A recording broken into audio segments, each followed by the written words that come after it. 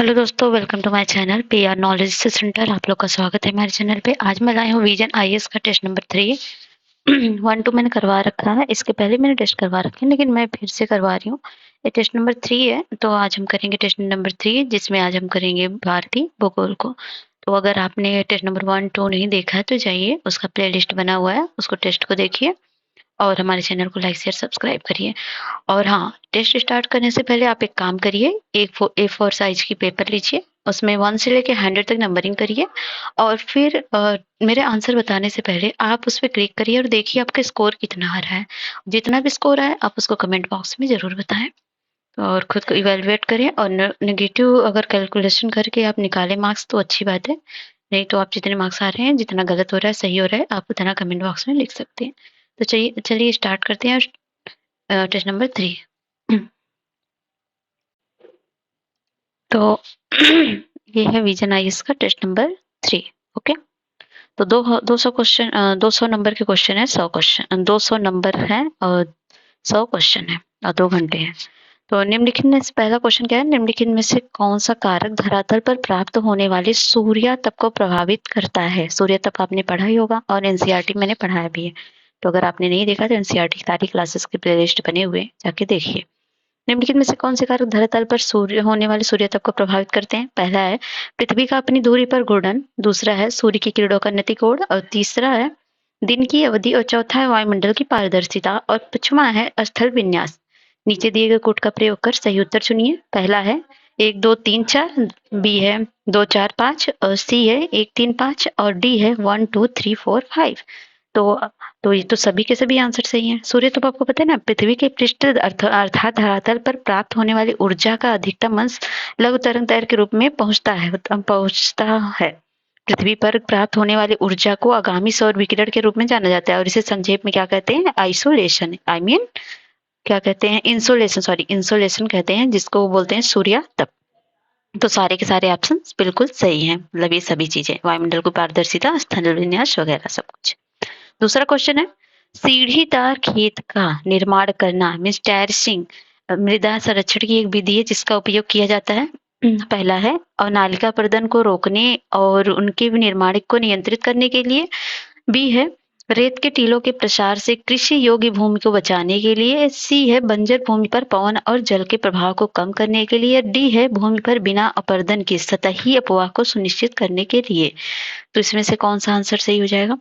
तो आपको पता ही होगा, सीढ़ीदार खेत का निर्माण मतलब मृदा अपरदन को मूल रूप से दोषपूर्ण कृषि पद्धतियों द्वारा बढ़ता है। 15 से 25% ढाल प्रवणता वाली भूमि का उपयोग कृषि के लिए नहीं किया जाना चाहिए। यदि ऐसी भूमि पर कृषि करना जरूरी हो जाए तो उस पर सावधानी सीढ़ीदार खेत बनाया जाता है।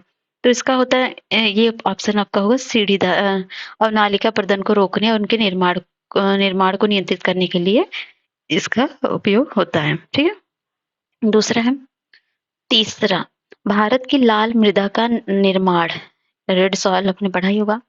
तो लाल मृदा का निर्माण हुआ है कब कैसे। ऑप्शन ए है कम वर्षा वाले क्षेत्रों में भूरी वन मृदा के अपक्षय के कारण, या बी है उच्च वर्षा वाले क्षेत्रों में बलुआ पत्थर और कार्जाइट के अपक्षय के कारण, और सी है कम वर्षा वाले क्षेत्रों में रवेदार अग्नि चट्टानों के अपक्षय के कारण, और डी है उच्च वर्षा वाले क्षेत्रों में सैल और चूना पत्थरों के अपक्षय के कारण। तो इसका आंसर क्या हो जाएगा।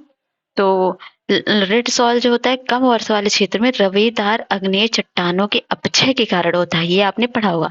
तो उष्णकटिबंधीय सदाबहार लाल मृदा का विकास दक्कन के पठार के पूर्वी तथा दक्षिणी भाग में कम वर्षा वाले उन क्षेत्रों में है जहां रवेदार अग्नि चट्टानें पाई जाती हैं। पश्चिमी घाट के गिरिबाद क्षेत्र की एक लंबी पट्टी में लाल मृदुमटी मृदा पाई जाती है। पीली एवं लाल मृदाएं उड़ीसा तथा छत्तीसगढ़ के कुछ भागों में और मध्य गंगा के मैदानों में पाई जाती हैं। इस तरह से चलिए, तो आपको समझ में ये याद कर लीजिए, क्वेश्चन कई बार आते हैं। और चौथा क्वेश्चन है, निम्नलिखित में से कौन सी स्थिति भारत में उष्णकटिबंधीय सदाबहार वनों के विकास में सहायक है। निम्नलिखित में कौन सी स्थिति भारत में उष्णकटिबंधीय सदाबहार वनों के लिए विकास के लिए सहायक है। पहला है पश्चिमी घाट के पश्चिमी तहल की स्थलाकृति, और दूसरा है 200 सेंटीमीटर से अधिक वार्षिक वर्षा वाले उष्ण और आर्द्र प्रदेश, तीसरा है 35 डिग्री सेल्सियस के ऊपर का औसत वार्षिक तापमान। तो नीचे दिए गए कोड का उपयोग कर सही उत्तर चुनना है। पहला है 1 और 2, बी है 2 3, ऑप्शन सी 1 3 एंड डी है 1 2 3। तो इसका आंसर क्या होगा? तो चलिए डिस्कस करते हैं। तो उष्णकटिबंधीय सदाबहार वन पश्चिमी घाट के पश्चिमी ढाल, पूर्वोत्तर क्षेत्र की पहाड़ियों तथा अंडमान एवं निकोबार द्वीप समूह पर पाए जाते हैं। और ये उन उष्ण और आर्द्र प्रदेशों में भी पाए जाते हैं जहां वार्षिक वर्षा 200 सेंटीमीटर मीटर से अधिक होती है और औसत वार्षिक तापमान 22 डिग्री सेल्सियस से अधिक रहता है। तो इसका आंसर तो पहला तो सही हो गया और ये भी सही हो गया। और 35 डिग्री सेल्सियस से ऊपर औसत औसत तापमान नहीं, अभी मैंने क्या बताया, उसका औसत तापमान 22 डिग्री सेल्सियस के ऊपर होना चाहिए। ठीक है, मतलब इससे अधिक रहता है। तो ये तीसरा तो ऑप्शन आपका गलत हो गया। अगर तीसरा आप एलिमिनेट भी कर देंगे तो आपका पहला आंसर आ जाएगा 1 2। नेक्स्ट क्वेश्चन है पांचवा। पांचवा है निम्नलिखित कथनों पर विचार करना है। और ठीक है, पहले देखते हैं कथन। विश्व के दौरान दुनिया के सभी हिस्सों में दिन और रात बराबर होते हैं। और दूसरा है विश्व प्रत्येक वर्ष जून और दिसंबर के महीनों के दौरान आता है। ऊपर इनमें से कौन सा कथन सही है? तो ऑप्शन ए केवल एक, ऑप्शन बी केवल दो, ऑप्शन सी एक और दो दोनों, और ऑप्शन डी ना तो एक ना तो दो। तो आपको बता दें तो वर्ष भर पृथ्वी क्रांतिवृत्त मतलब इक्लिप्टिक तल पर 66.5 डिग्री के अच्छी झुकाव के साथ सूर्य की परिक्रमा करती है। इससे मध्याह्न के सूर्य की स्थिति थोड़े बदलाव का अनुभव होता है। प्रत्येक वर्ष 2 दिन सूर्य की किरणें विषुवत वृत्त पर सीधी पड़ती हैं। और ऐसा कब होता है? 21 मार्च और 21 सितंबर को। हालांकि तिथि बदलती रहती है क्योंकि प्रति वर्ष 365 दिन का होता है, इसलिए जो दूसरा ऑप्शन है तो बिल्कुल ही गलत है। दिसंबर में तो होता नहीं, सितंबर और मार्च में होता है, तो ये दूसरा गलत है। और विश्व के दौरान दुनिया के सभी हिस्सों में दिन और रात बराबर है, बिल्कुल सही, ऑप्शन ए। नेक्स्ट क्वेश्चन है भूमध्य सागरीय क्षेत्र के संदर्भ में, भूमध्य सागरीय क्षेत्र के, भूमध्य सागरीय, आप पॉइंट में फोकस करिएगा तो प्रीलिम्स में यही चीज होती है कि आप पॉइंट्स पे फोकस करें। भूमध्य सागरीय क्षेत्र के संदर्भ में निम्नलिखित कथनों में से कौन सी ठंडी स्थानीय पवने हैं? तो भूमध्य सागरीय और ठंडी स्थानीय पवने कौन सी हैं? पहला सिरेको, मिस्ट्रल, बोरा। नीचे दिए गए कोड का प्रयोग कर सही उत्तर का चुनाव करना है। ऑप्शन ए है केवल एक, ऑप्शन बी है 2 3, ऑप्शन सी है 1 2 और ऑप्शन डी है केवल 3। तो इसका आंसर क्या हो जाएगा? इसका आंसर होगा सिरेको कहाँ की है? तो सिरेको बता दो सहारा मरुस्थल से उत्पन्न होने वाली गर्म और शुष्क और धूल भरी पवने हैं। गर्म है ये और शुष्क है और मरुस्थल में उत्पन्न होती है और धूल भरी पवन है। तो पहला तो आप एलिमिनेट ही कर दो, ये हट जाएगा, आपका ये हट जाएगा। अब मिस्टर बोरा, मिस्टर कहाँ का है? तो मिस्टर की बात करें तो मिस्टर जो भूमध्य सागर के उत्तर से आने वाली ठंडी पवने है, तो ये बिल्कुल ठंडी पवने हैं। और बोरा की बात करें, बोरा जो है मिस्टर के समान प्रकृति की ठंडी एवं उत्तर पूर्वी पवन है, एक एडियाटिक तट पर प्रभावित होती है। मिस्टर की तरह यह महाद्वीप यूरोप तथा भूमध्य सागर के बीच ताप में अंतर के कारण उत्पन्न होती है। तो इसका मतलब 2 और 3 आपका सही है, ऑप्शन बी है। 7 नंबर का क्वेश्चन है निम्नलिखित युग्मों पर विचार करिए और मिलान करिए। ठीक है, तो चलिए मतलब मिलान नहीं करना है, देखना है कौन सा मिलान सही है। तो ये शिखर है, अवस्थिति है। महेंद्रगिरी पर्वत कहाँ पे है? महेंद्रगिरी, महेंद्रगिरी जो है आपका पूर्वी घाट पे है, पश्चिमी घाट पे है? बताइए बताइए बताइए। तो पहला तो सही है, महेंद्रगिरी पूर्वी घाट बिल्कुल। और डोडा बेट्टा कहाँ पे है? तो डोडा बेटा जो है वो नीलगिरी पर्वत श्रृंखला पर है।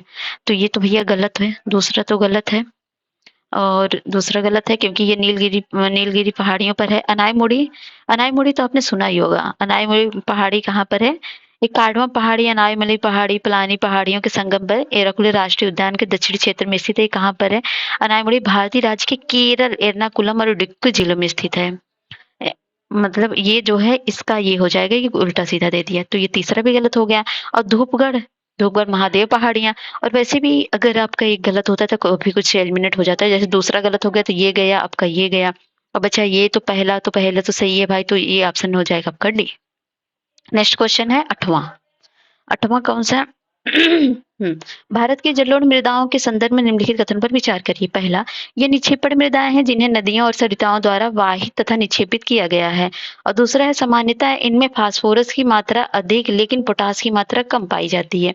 उनमें से कौन सा कथन सही है? जलोढ़ मृदाओं के संदर्भ में निम्नलिखित कथन पर विचार कीजिए। जलोढ़ मृदा पता है ना?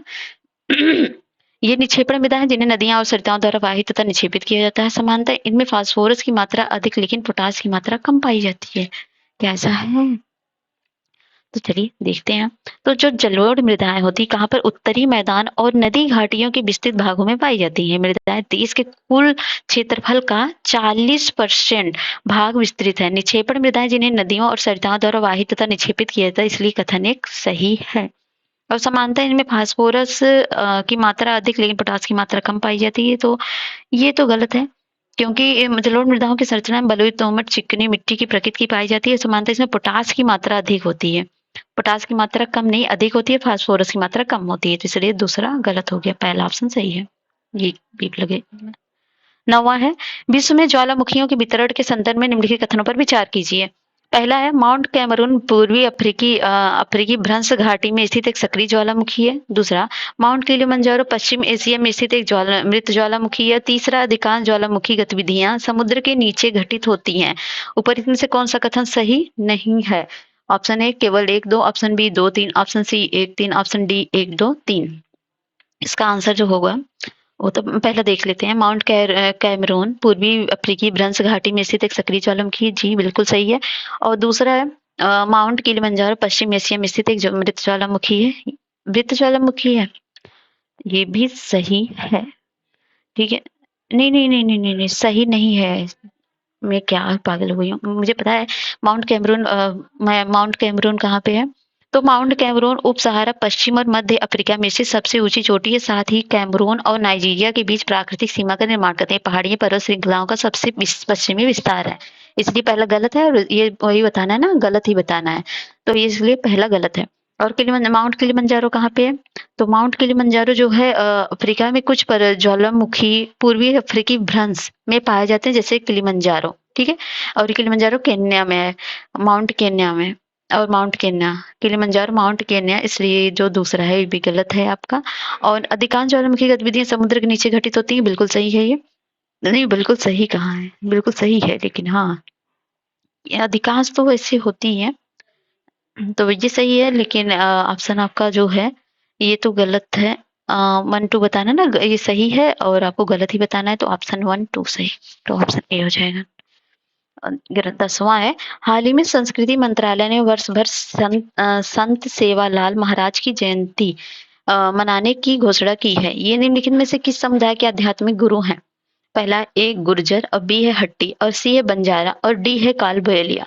तो इसका जो आंसर होगा वो बंजारा होगा। तो संस्कृति मंत्रालय ने पहली बार वर्ष भर बंजारा समुदाय के धर्म गुरु संत सेवालाल महाराज की जयंती मनाने की घोषणा की है। उनका जन्म कर्नाटक के शिवमोगा अथवा शिमोगा जिले में 1739 में हुआ था, और ये बंजारा समुदाय के एक समाज सुधारक हैं और आध्यात्मिक गुरु थे।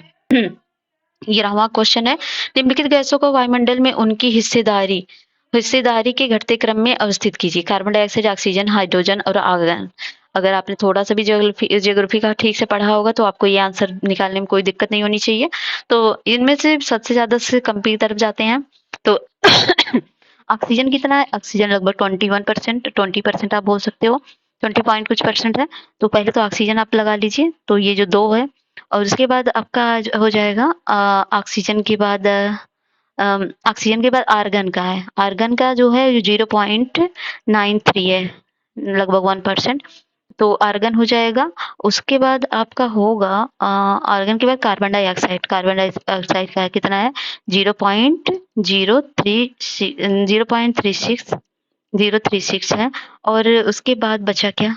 उसके बाद हाइड्रोजन बचा, हाइड्रोजन का जो है 0.00005 है, तो इसलिए सबसे कम तो हाइड्रोजन का है, ऑप्शन हो जाएगा बी। नेक्स्ट है 12वां, भारत में गोरसोप्पा जलप्रपात का निर्माण निम्नलिखित में से किस नदी द्वारा किया जाता है? गोरसोप्पा जो है कावेरी, सारावती, पेन्नार, तुंगभद्रा, तो इसका जो आंसर हो जाएगा वो हो जाएगा सारावती।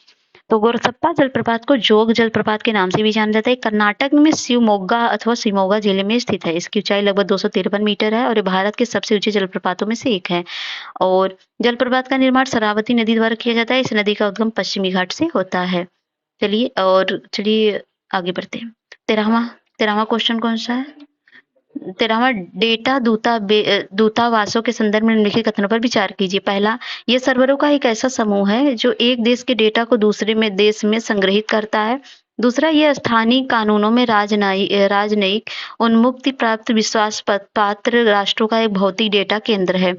उपरोक्त कथनों में से कौन सा सही है? केवल एक, केवल दो, एक दो, दोनों और एक दो, दोनों नहीं, मतलब दोनों नहीं सही है। तो इसका जो आंसर होगा वो हो जाएगा ये तो सही है। ये सर्वरों का एक ऐसा समूह है जो एक देश से डेटा को दूसरे देश में संग्रहित करता है। ये स्थानीय कानूनों में राजनयिक उन्मुक्ति प्राप्त विश्वास पत्रों राष्ट्रों का एक भौतिक डेटा है केंद्र है। बिल्कुल सही, दोनों ऑप्शन सही है। नेक्स्ट है 14वां क्वेश्चन। भारतीय मानसून के संदर्भ में निम्नलिखित कथनों पर में से कौन सा उत्तर भारत में मानसून विच्छेद का सर्वोत्तम वर्णन करता है? पहला है, उत्तर भारत में मानसून गर्त के साथ उष्णकटिबंधीय चक्रवातों की संख्या कम हो जाती है।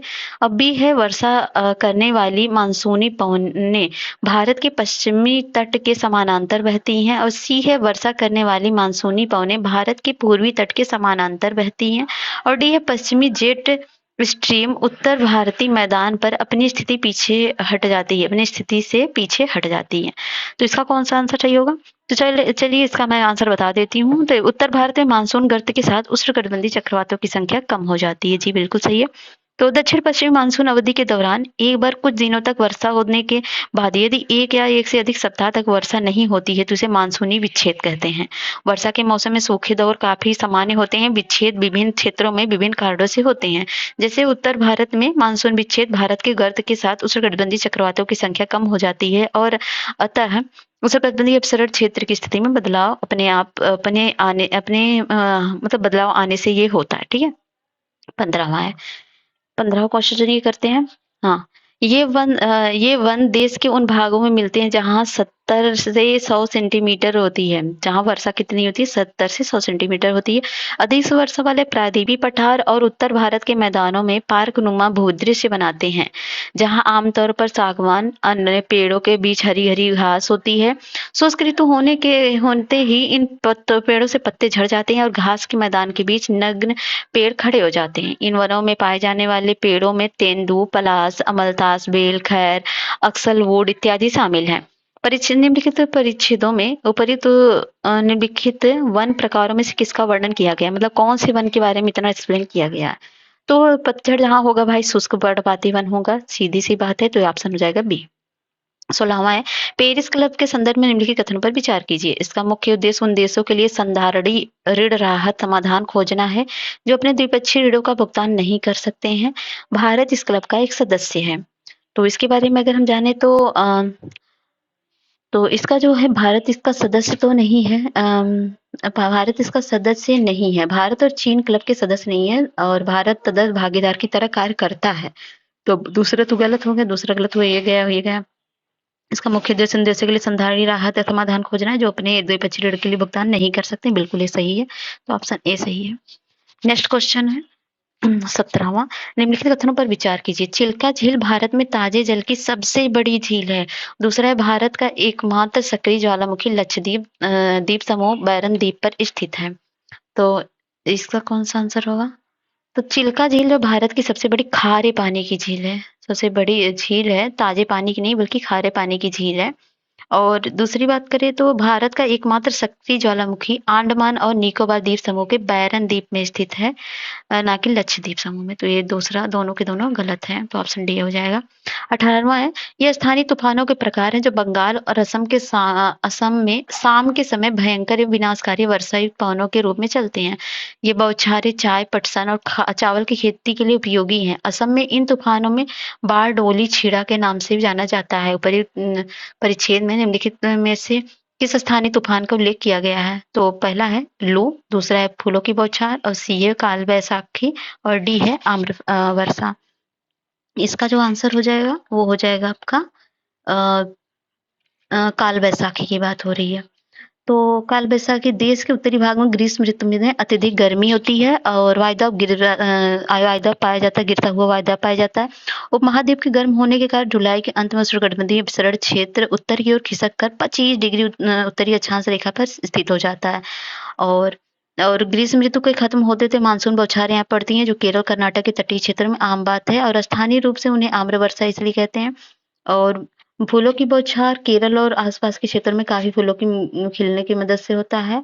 और जो काल वैसाख होता है जिसे नॉर्वेस्टर्स कहते हैं, बंगाल और असम में शाम के समय होने वाले भयंकर विनाशकारी तूफान है। इनकी कुख्यात प्रकृति का अंदाजा इसके स्थानीय नाम काल वैसाखी से लगाया जा सकता है, जिसका अर्थ है बैसाख के महीने में आने वाली तबाही। ये बौछारें चाय, पटसन, चावल की खेती के लिए उपयोगी हैं। असम में इन तूफानों में बारडोली छीड़ा के नाम से भी जाना जाता है। 19वां क्वेश्चन है, भूकंप के मापन के संदर्भ में निम्नलिखित कथनों पर विचार कीजिए। पहला है, रिक्टर स्केल पर एक तीव्रता पैमाना है जिसकी गणना तरंगों के आयाम के लघुगणक द्वारा की जाती है। दूसरा है, मार्केली पैमाना का एक गहनता पैमाना है जिसका उपयोग मानव जीवन पर भूकंप के प्रभाव को मापने के लिए किया जाता है। तो ऊपर में से कौन सा कथन सही है? केवल एक, केवल दो, एक और दो दोनों, और एक ना तो एक ना तो दो। तो इसका जो आंसर हो जाएगा वो हो जाएगा, देखते हैं, रिक्टर स्केल पर तीव्रता पैमाना गणना तरंगों के आयाम के लघुगणक के द्वारा की जाती है, बिल्कुल सही है। मार्केली पैमाना एक गहनता पैमाना है जिसका उपयोग मानव जीवन पर भूकंप के प्रभाव को मापने के लिए किया जाता है, बिल्कुल दोनों के दोनों ऑप्शन सही है। तो ठीक है। 20वां क्वेश्चन है, भारतीय उपमहाद्वीप में ग्रीष्म ऋतु में मौसम की स्थिति में कौन सी विशेषताएं हैं? भारतीय महाद्वीप में ग्रीष्म ऋतु के मौसम में निम्नलिखित में से कौन सी विशेषताएं? पहला, अंत उष्णकटिबंधीय अपसर्द क्षेत्र का 20 डिग्री सेल्सियस से 25 डिग्री उत्तर में स्थानांतरण, और दूसरा है पूर्वी जेट धाराओं का वापस लौटना। तीसरा है प्रायद्वीप पर पश्चिमी जेट धाराओं की शुरुआत। तो कौन सा सही है? केवल एक, केवल दो, तीन, या एक, तीन, या डी दो। तो इसका आंसर क्या होगा? इसका आंसर हो जाएगा, देखते हैं। तो अंतः उष्णकटिबंधीय अपसर्द क्षेत्र 20 डिग्री से 25 डिग्री उत्तर में स्थानांतरण, बिल्कुल सही है। और ये दूसरा गलत क्यों है? दूसरा गलत इसलिए है क्योंकि इस समय तक पश्चिमी जेट प्रवाह भारतीय क्षेत्र से लौट चुका होता है, और वास्तव में वैज्ञानिक ने पाया है कि भूमध्य रेखीय द्रोणी के उत्तर की ओर खिसकने और पश्चिमी जेट प्रवाह के भारत के उत्तरी मैदान से लौटने के बीच एक अंतर संबंध है, इसलिए दूसरा कथन गलत है। और तीसरा गलत किस लिए है? क्योंकि ऊपरी स्तर पर जून में प्रायद्वीप के दक्षिणी भाग पर एक पूर्वी जेट प्रवाह 90 किलोमीटर प्रति घंटा की रफ्तार से चलता है। अगस्त में यह जेट प्रवाह 15 डिग्री उत्तरी अक्षांश और सितंबर में 15 डिग्री उत्तरी अक्षांश पर स्थित हो जाती है, और ऊपरी वायुमंडल में जेट प्रवाह समांतर 30 डिग्री उत्तरी अक्षांश से परे नहीं जाता, इसलिए कथन तीसरा सही नहीं है। तो इसलिए आंसर हो जाएगा केवल एक। 21वां क्वेश्चन, निम्नलिखित परिच्छेद पर विचार कीजिए, इसलिए परिच्छेद को अच्छे से पढ़िएगा।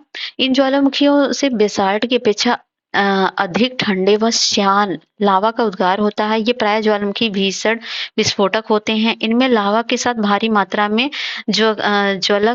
ज्वलकखंडिस्म मतलब पायरोक्लास्टिक पदार्थ व राख भी धरातल पर पहुंचती है। ये पदार्थ निकास नली के आसपास परतों के रूप में जमा हो जाते हैं और एक अलग स्वरूप प्रदान करते हैं।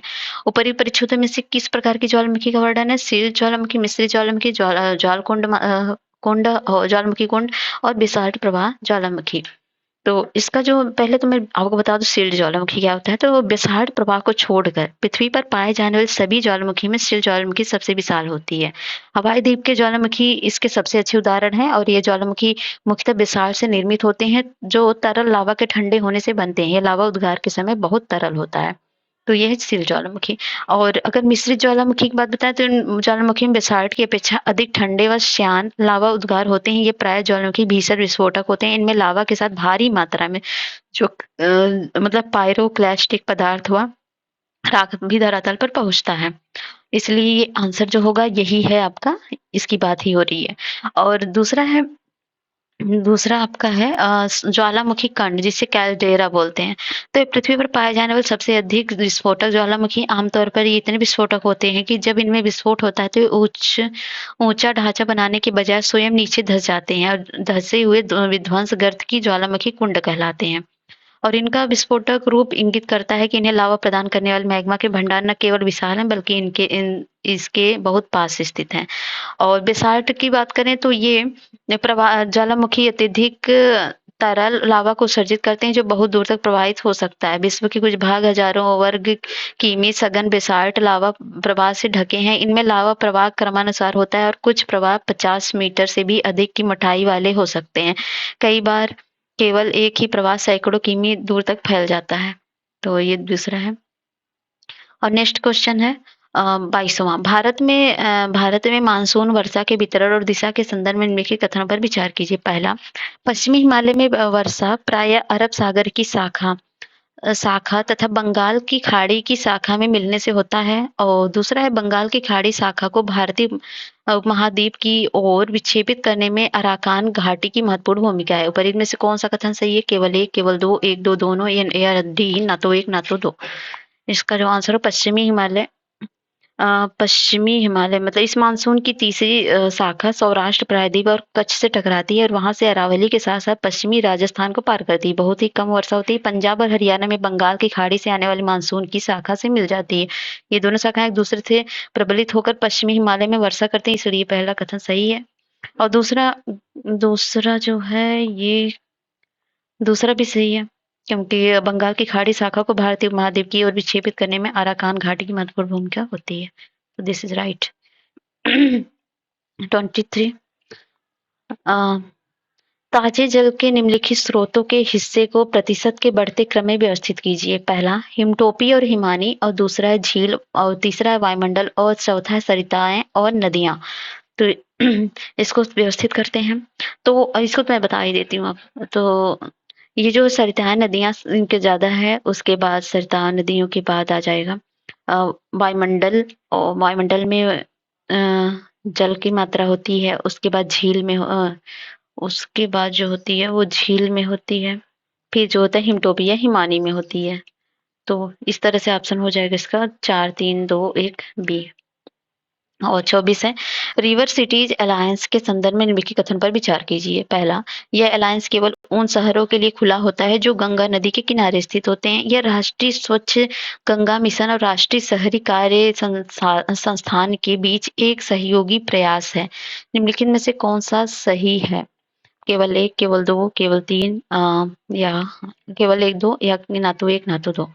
तो तो इसकी बात हो रही तो हाल ही संदर्भ में हाल ही में राष्ट्रीय स्वच्छ गंगा मिशन और राष्ट्रीय शहरी कार्य संस्थान द्वारा पुणे में शहरी नदियों के लिए समग्र कार्रवाई अर्थात धारा सम्मेलन का आयोजन किया गया। धारा रिवर सिटीज अलायंस के सदस्यों की वार्षिक बैठक है और शहरों के लिए खुला है जो गंगा नदी किनारे हैं। नहीं, ये केवल उनके लिए ही नहीं खुला है बल्कि और सबके लिए खुला है।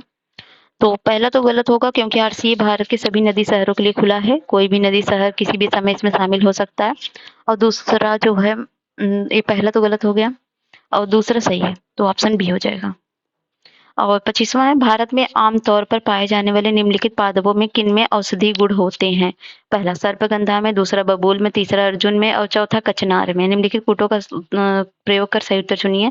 ए है केवल 1, 2, 3, और बी है जो है 1, 3, और सी है 2, 4, और डी है 1, 2, 3, 4। तो इसका जो है सभी के सभी है सही है। 26वां है निम्नलिखित युग्मों पर विचार कीजिए। भौगोलिक आकृतियां, बहु आकृतियां, विभाजन। तो करेवा ही कश्मीर हिमालय, और बरखान बृहद हिमालय, और बुग्याल पश्चिम भारतीय मरुस्थल। निम्नलिखित युगों में से कौन सा सही सुमेलित है? 1, 2, 3, 2, 3, 1 और 1, 2। तो इसका जो आंसर होगा वो करेवा जो है कश्मीर हिमालय में है, सही है। और करेवा कश्मीर हिमालय में सही है। और बरखान जो है विशाल भारतीय मरुस्थल अरावली पहाड़ियों के उत्तर पूर्व में स्थित है। और ये यहाँ पर है। बुग्याल कहाँ पर है? बुग्याल जो है ये है देहरादून में सबसे बड़ी घाटी, जिसकी 35 से 45 किलोमीटर है।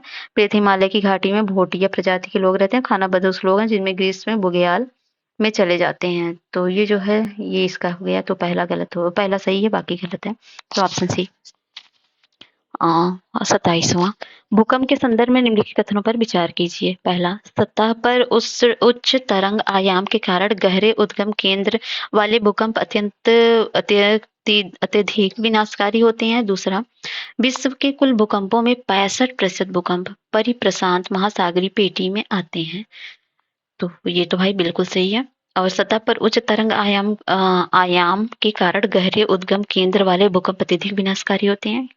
जी नहीं, क्योंकि गहरे उद्गम वाले भूकंप बहुत कम विनाशकारी होते हैं, क्योंकि सतह पर पहुंचने तक इनकी तरंग का आयाम बहुत ही कम हो जाता है। तो पहला गलत है। तो इस तरह से ऑप्शन हो जाएगा बी। Next question.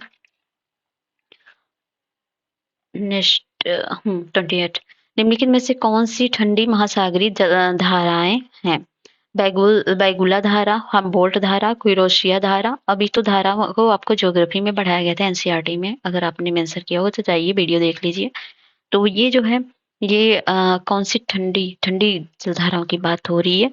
तो ठंडी जलधाराएं हैं, ये आपका आंसर हो जाएगा बैगुला धारा है, हम्बोल्ट धारा, ये दोनों ठंडी है। क्यूरोशिया गर्म जलधारा है, तो क्यूरोशिया तो नहीं है, बाकी ये है। तो इस तरह से ऑप्शन हो जाएगा बी। नेक्स्ट क्वेश्चन, निम्नलिखित कथनों पर विचार कीजिए। पहला, मिजोरम केंद्र में लोकटक झील जो चारों ओर से पर्वतों से घिरी हुई है की उपस्थिति के कारण यह अद्वितीय है। और दूसरा, मणिपुर को मोलेसिस बेसिन भी कहा जाता है, मृदुल और संगठित निक्षेपों से निर्मित है। तो ऊपर इनमें से कौन सा कथन सही है? ऊपर में कौन सा कथन नहीं है? ये दोनों के दोनों कथन गलत है भाई, पहले ही बता दे रही हूँ। ऑप्शन डी हो जाएगा। पहला गलत इसलिए क्योंकि मणिपुर की भू आकृति अद्वितीय है। इसके मध्य में एक झील स्थित है जिसे लोकटक झील कहा जाता है। चारों ओर से पहाड़ियों से घिरी है। मिजोरम में मणिपुर में है, और ये जो है मिजोरम में, ये उल्टा सीधा देती है, ये दोनों गलत है। थर्ड, ये भारत की निम्नलिखित पर्वत श्रेणियों पर विचार कीजिए। पहला, सतपुड़ा श्रेणी, दूसरा शिवालिका श्रेणी और विंध्य श्रेणी। तो इसका जो आंसर क्या होगा? तो शिवालिका श्रेणी आपको पता है ऊपर हिमालयी क्षेत्र में है, और उसके बाद शिवालिका श्रेणी के बाद आ जाएगा आपका विंध्य श्रेणी। विंध्य श्रेणी मिडिल में, और सतपुड़ा आपको पता ही होगा। तो इस तरह से ऑप्शन हो जाएगा 2-3-1। नेक्स्ट है, मृदा अपरदन के संदर्भ में निम्नलिखित कथनों पर विचार कीजिए। पहला, सामान्यतः अवनालिका अपरदन शुष्क और अर्ध शुष्क समतल भूमि पर पाए जाते हैं। दूसरा, परत अपरदन तीव्र ढालों पर सामान्य है। तीसरा, ऐसे क्षेत्र जिसमें अवनालिकाएं अथवा बीहड़ अधिक मात्रा में होते हैं उन्हें उत्खात भूमि स्थलाकृत कहा जाता है। तो कौन सा सही है? केवल 2, केवल 3, या सी है 1-3, या डी है 1-2-3। तो इसका जो आंसर हो जाएगा वो होगा सामान्यतः अवनालिका। तो पहला जो है ये तो सही नहीं, क्योंकि अवनालिका अपरदन सामान्यतः तीव्र ढालों पर होता है, और वर्षा में गहरी हुई अवनालिकाएं कृषि भूमि में छोटे छोटे टुकड़ों में खंडित कर देती हैं, जिनमें कृषि के लिए उपयुक्त हो जाती है, और इसलिए पहला गलत है। और तीव्र ढालों पर होती है, ना कि ठीक है। और दूसरा है, दूसरा गलत क्यों है? क्योंकि परत अपरदन समतल भूमियों पर होता है, और परत अपरदन तीव्र ढालों पर नहीं होता है, समतल भूमि पर। ये दोनों गलत क्यों है? समतल भूमि पर परत अपरदन होता है, तो ये दूसरा भी गलत है। इसका मतलब तो आंसर होगा आपका तीसरा। ऐसे क्षेत्र में अवनालिकाएं अथवा बीहड़ अधिक संख्या में होती है और उन्हें उत्खात भूमि स्थलाकृत कहा जाता है। बिल्कुल सही, तो तीसरा सही है, बाकी दोनों गलत है। 32वां है, भारतीय जलवायु प्रदेशों में वर्गीकरण की कोपेन योजना के संदर्भ में निम्नलिखित कथन पर विचार कीजिए। पहला, उन्होंने भारत को 10 प्रमुख जलवायु प्रदेशों में वर्गीकृत किया। दूसरा, उन्होंने तमिलनाडु के कोरोमंडल तट को शुष्क ग्रीष्म के साथ मानसून नामक जलवायु प्रदेशों के रूप में वर्गीकृत किया। निम्नलिखित में से कौन सा सही नहीं है?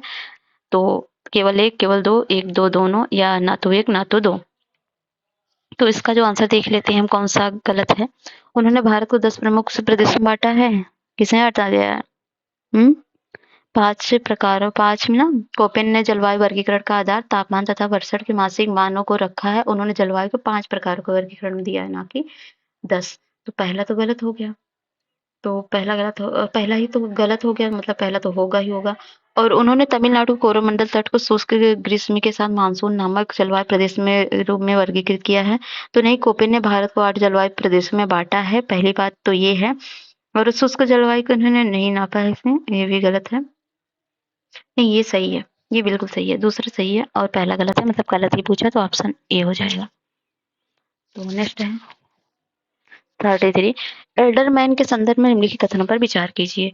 पहला, ये नगर परिषद या नगर निकाय के सदस्य होते हैं। दूसरा, इन्हें बैठकर मतदान करने का अधिकार नहीं होता है। ऊपर इनमें से कौन सा कथन सही है? केवल 1, केवल 2, या 1, 2 दोनों, या ना तो 1 ना तो 2।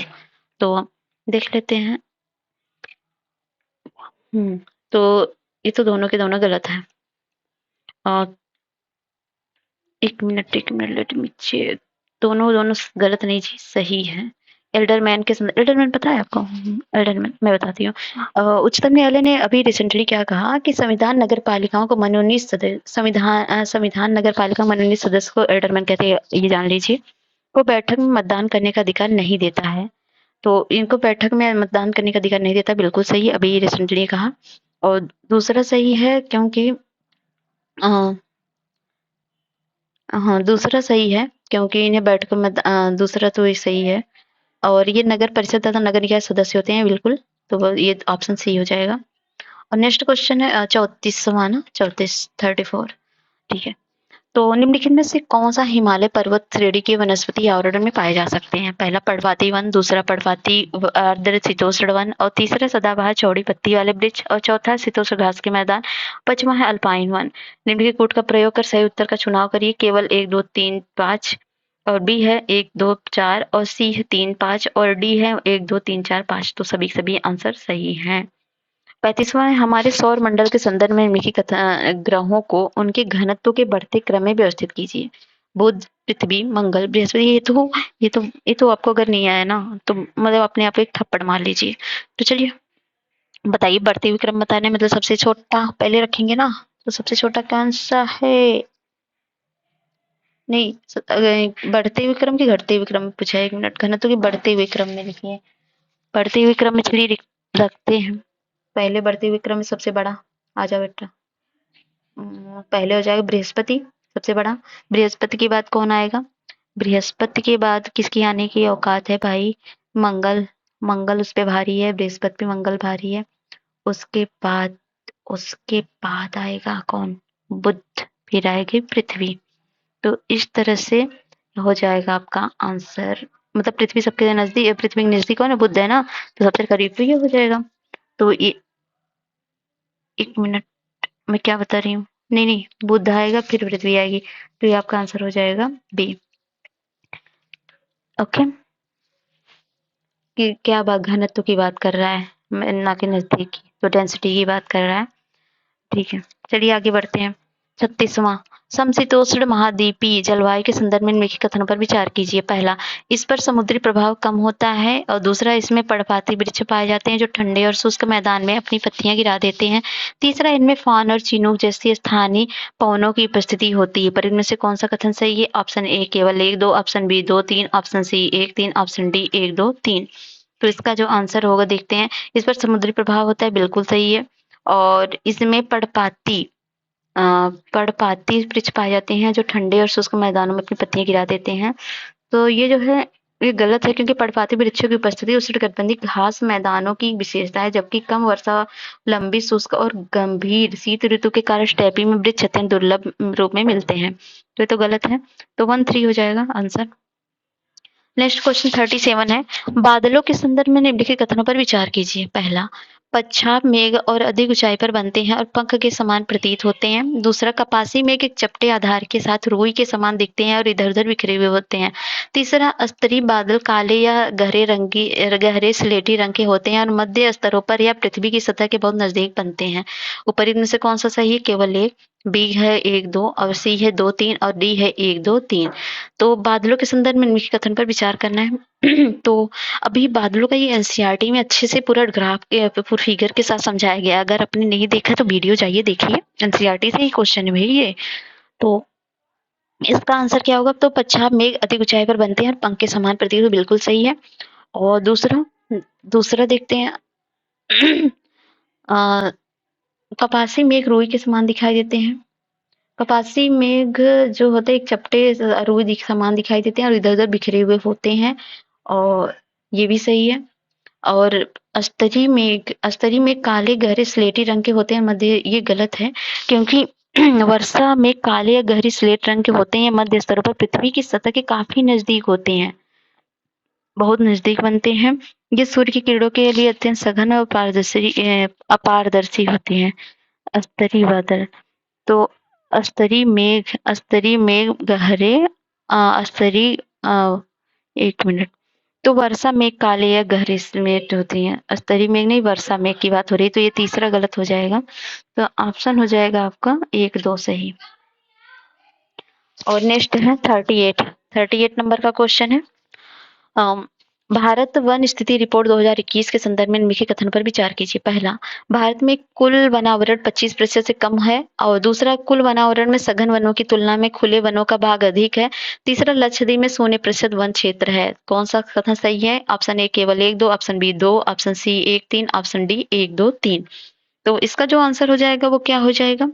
इसका आंसर होगा भारत में वन प्रतिशत बिल्कुल 25% है और कुल वनावरण सघन वनों की तुलना में खुले वनों का भाग अधिक है तो नहीं, क्योंकि खुला वन इसके अंतर्गत 10% से अधिक परंतु 40% से कम वृक्ष घनत्व वाली भूमियां शामिल है। इस श्रेणी के अंतर्गत वन आवरण 9.34% है, इसलिए दूसरा सही नहीं है। लक्षद्वीप में 0% वन क्षेत्र है, ये भी सही है। लक्षद्वीप में 0% वन क्षेत्र के अंडमान निकोबार द्वीप समूह में 86.93% है, मतलब ज्यादा है, लक्षद्वीप में कम है। तो ये हो जाएगा 13। 39 है, हाल ही में सुर्खियों में रहा अब्राइट क्या है? तो एक दुर्लभ मृदा तत्व है, एक उल्का पिंड है और यह एक क्रिप्टोकरेंसी है। यह प्रयोगशाला में विकसित एक प्रकार का हीरा है। तो इसका जो आंसर हो जाएगा वो हो जाएगा ये उल्का पिंड है। ये ऑप्शन हो जाएगा बी। ये उल्का पिंड अभी रिसेंटली पिछले 17 अगस्त को गुजरात के मतलब पिछली बार बनासकांठा जिले में गिरे उल्का पिंड पर इंडियन एकेडमी ऑफ साइंसेज द्वारा करंट साइंस एक शोध पत्र प्रकाशित किया गया था। करंट साइंस अंग्रेजी भाषा की सहकर्मी समीक्षा बहुविषयक वैज्ञानिक पत्रिका है।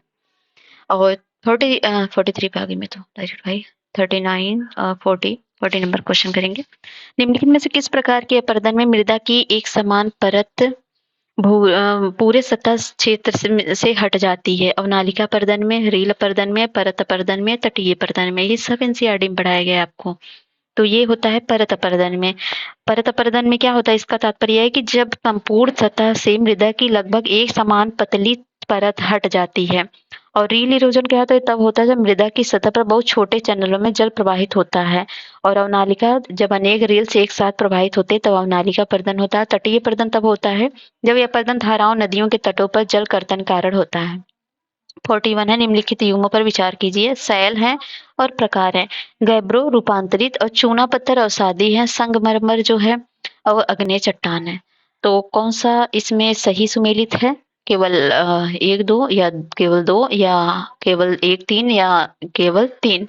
तो इसका जो आंसर हो जाएगा वो गैब्रो जो है गैब्रो गैब्रो जो है ये नहीं, एक गलत है, क्योंकि गैब्रो जो है अवसादी। एक मिनट, इसमें सही कौन सा पहले ये ढूंढते हैं। तो पट्टी सामयिक साइनाइड संगमरमर क्वार्टाइस रूपांतरण शैलों के कुछ उदाहरण हैं। तो बी जो है सही है, ये अवसादी का है, ये अवसादी का है। और गैब्रो जो है अग्नेय का है और संगमरमर रूपांतरित का है। तो ये जो उल्टा सीधा दिया है, तो इसलिए ऑप्शन हो जाएगा आपका बी। और नेक्स्ट है 42। निम्नलिखित कथनों में से कौन सा भारत के दक्षिणी भाग में कम वार्षिक और दैनिक तापांतर के कारण है? पहला, भारत का दक्षिणी भाग उष्णकटिबंधीय क्षेत्र में स्थित है। दूसरा, भारत के दक्षिणी भाग में एक लंबी तटरेखा है। निम्नलिखित कूटों का प्रयोग कर सही उत्तर का चुनाव करें। और ये केवल एक है, केवल दो है, एक दो दोनों है, और ना तो एक है ना तो दो है। तो ये जो आंसर होगा ये दोनों के दोनों सही होगा, क्योंकि भारत दक्षिणी ये तो आपको पता ही होना चाहिए वैसे तो। 43 है, हाल ही में यूनाइटेड किंगडम ऑफ यूरोपीय संघ के मामलों के संदर्भ में उत्तरी आयरलैंड प्रोटोकॉल सुर्खियों में रहा। इस संदर्भ में नीचे दिए गए क्षेत्रों में यूनाइटेड किंगडम के उत्तरी भाग में कौन से हैं? वेल्स है, स्कॉटलैंड है, इंग्लैंड है, या उत्तरी आयरलैंड है, या आयरलैंड गणराज्य है? तो ये तो मैप का है, मैप को अगर आपने पढ़ा होगा तो इसको आप जान सकते हैं, अगर आपके सामने मैप है तो देख भी लीजिए। तो आपको बता दें, वेल्स है, स्कॉटलैंड है, इंग्लैंड है, उत्तरी आयरलैंड भी है, लेकिन आयरलैंड गणराज्य नहीं है। तो इस तरह से ऑप्शन डी हो जाएगा। नेक्स्ट है 44। भारत के भूकंपीय क्षेत्रों के संदर्भ में निम्नलिखित कथनों पर विचार कीजिए। पहला, महाराष्ट्र का कोयना क्षेत्र भूकंपीय क्षेत्र बी में आता है। और बी है, भारत का पूर्वोत्तर क्षेत्र भूकंपीय क्षेत्र 4th में आता है। और भारत का कोंकण तट भूकंपीय क्षेत्र 2nd में आता है। कौन सा कथन सही है? केवल एक। और बी है केवल 2 3, और सी है 3, और डी है कोई नहीं। तो इसका जो आंसर होगा कोई नहीं, क्योंकि सभी के सभी गलत है। और पहला सही क्यों नहीं है इसके बारे में हम डिस्कस करेंगे। तो महाराष्ट्र का कोयना क्षेत्र भूकंपीय क्षेत्र 4 में नहीं आता, बल्कि कोयना क्षेत्र भूकंपीय क्षेत्र 4 में आता है, कोयना 4th में आता है। और दूसरा गलत है, क्योंकि दूसरा जो है वो आता है भूकंपीय क्षेत्र 5 में। ये 5 में आता है, ये 4 में आता है। और तीसरे की बात हो रही है तो किस में आता है? ये 3rd में आता है, ये 3rd क्षेत्र में आता है, इसलिए तीनों के तीनों गलत है। और 45वां है, मैमटस मेघों के संदर्भ में निम्नलिखित कथनों पर विचार कीजिए। पहला है, ये मेघ सामान्यतः बड़े पश्चाप स्तरीय मेघों के साथ मिलकर निर्मित होते हैं। दूसरा, ये किसी मेघ के आधार के नीचे लटके हुए एक थैलेनुमा कोसी पैटर्न है। कौन सा सही है उपर्युक्त में से? पहला केवल एक, और बी है दो, और सी है एक दो दोनों, और डी है ना तो एक ना तो दो। तो इसका जो आंसर होगा वो होगा बी, क्योंकि ये किसी मेघ के आधार के नीचे लटके हुए एक धैर्यनुमा कोसी पैटर्न बिल्कुल सही है। ये मेघ सामान्यतः बड़े पश्चाप स्तरीय मेघों के साथ मिलकर निर्मित होते हैं। जी नहीं, बिल्कुल नहीं।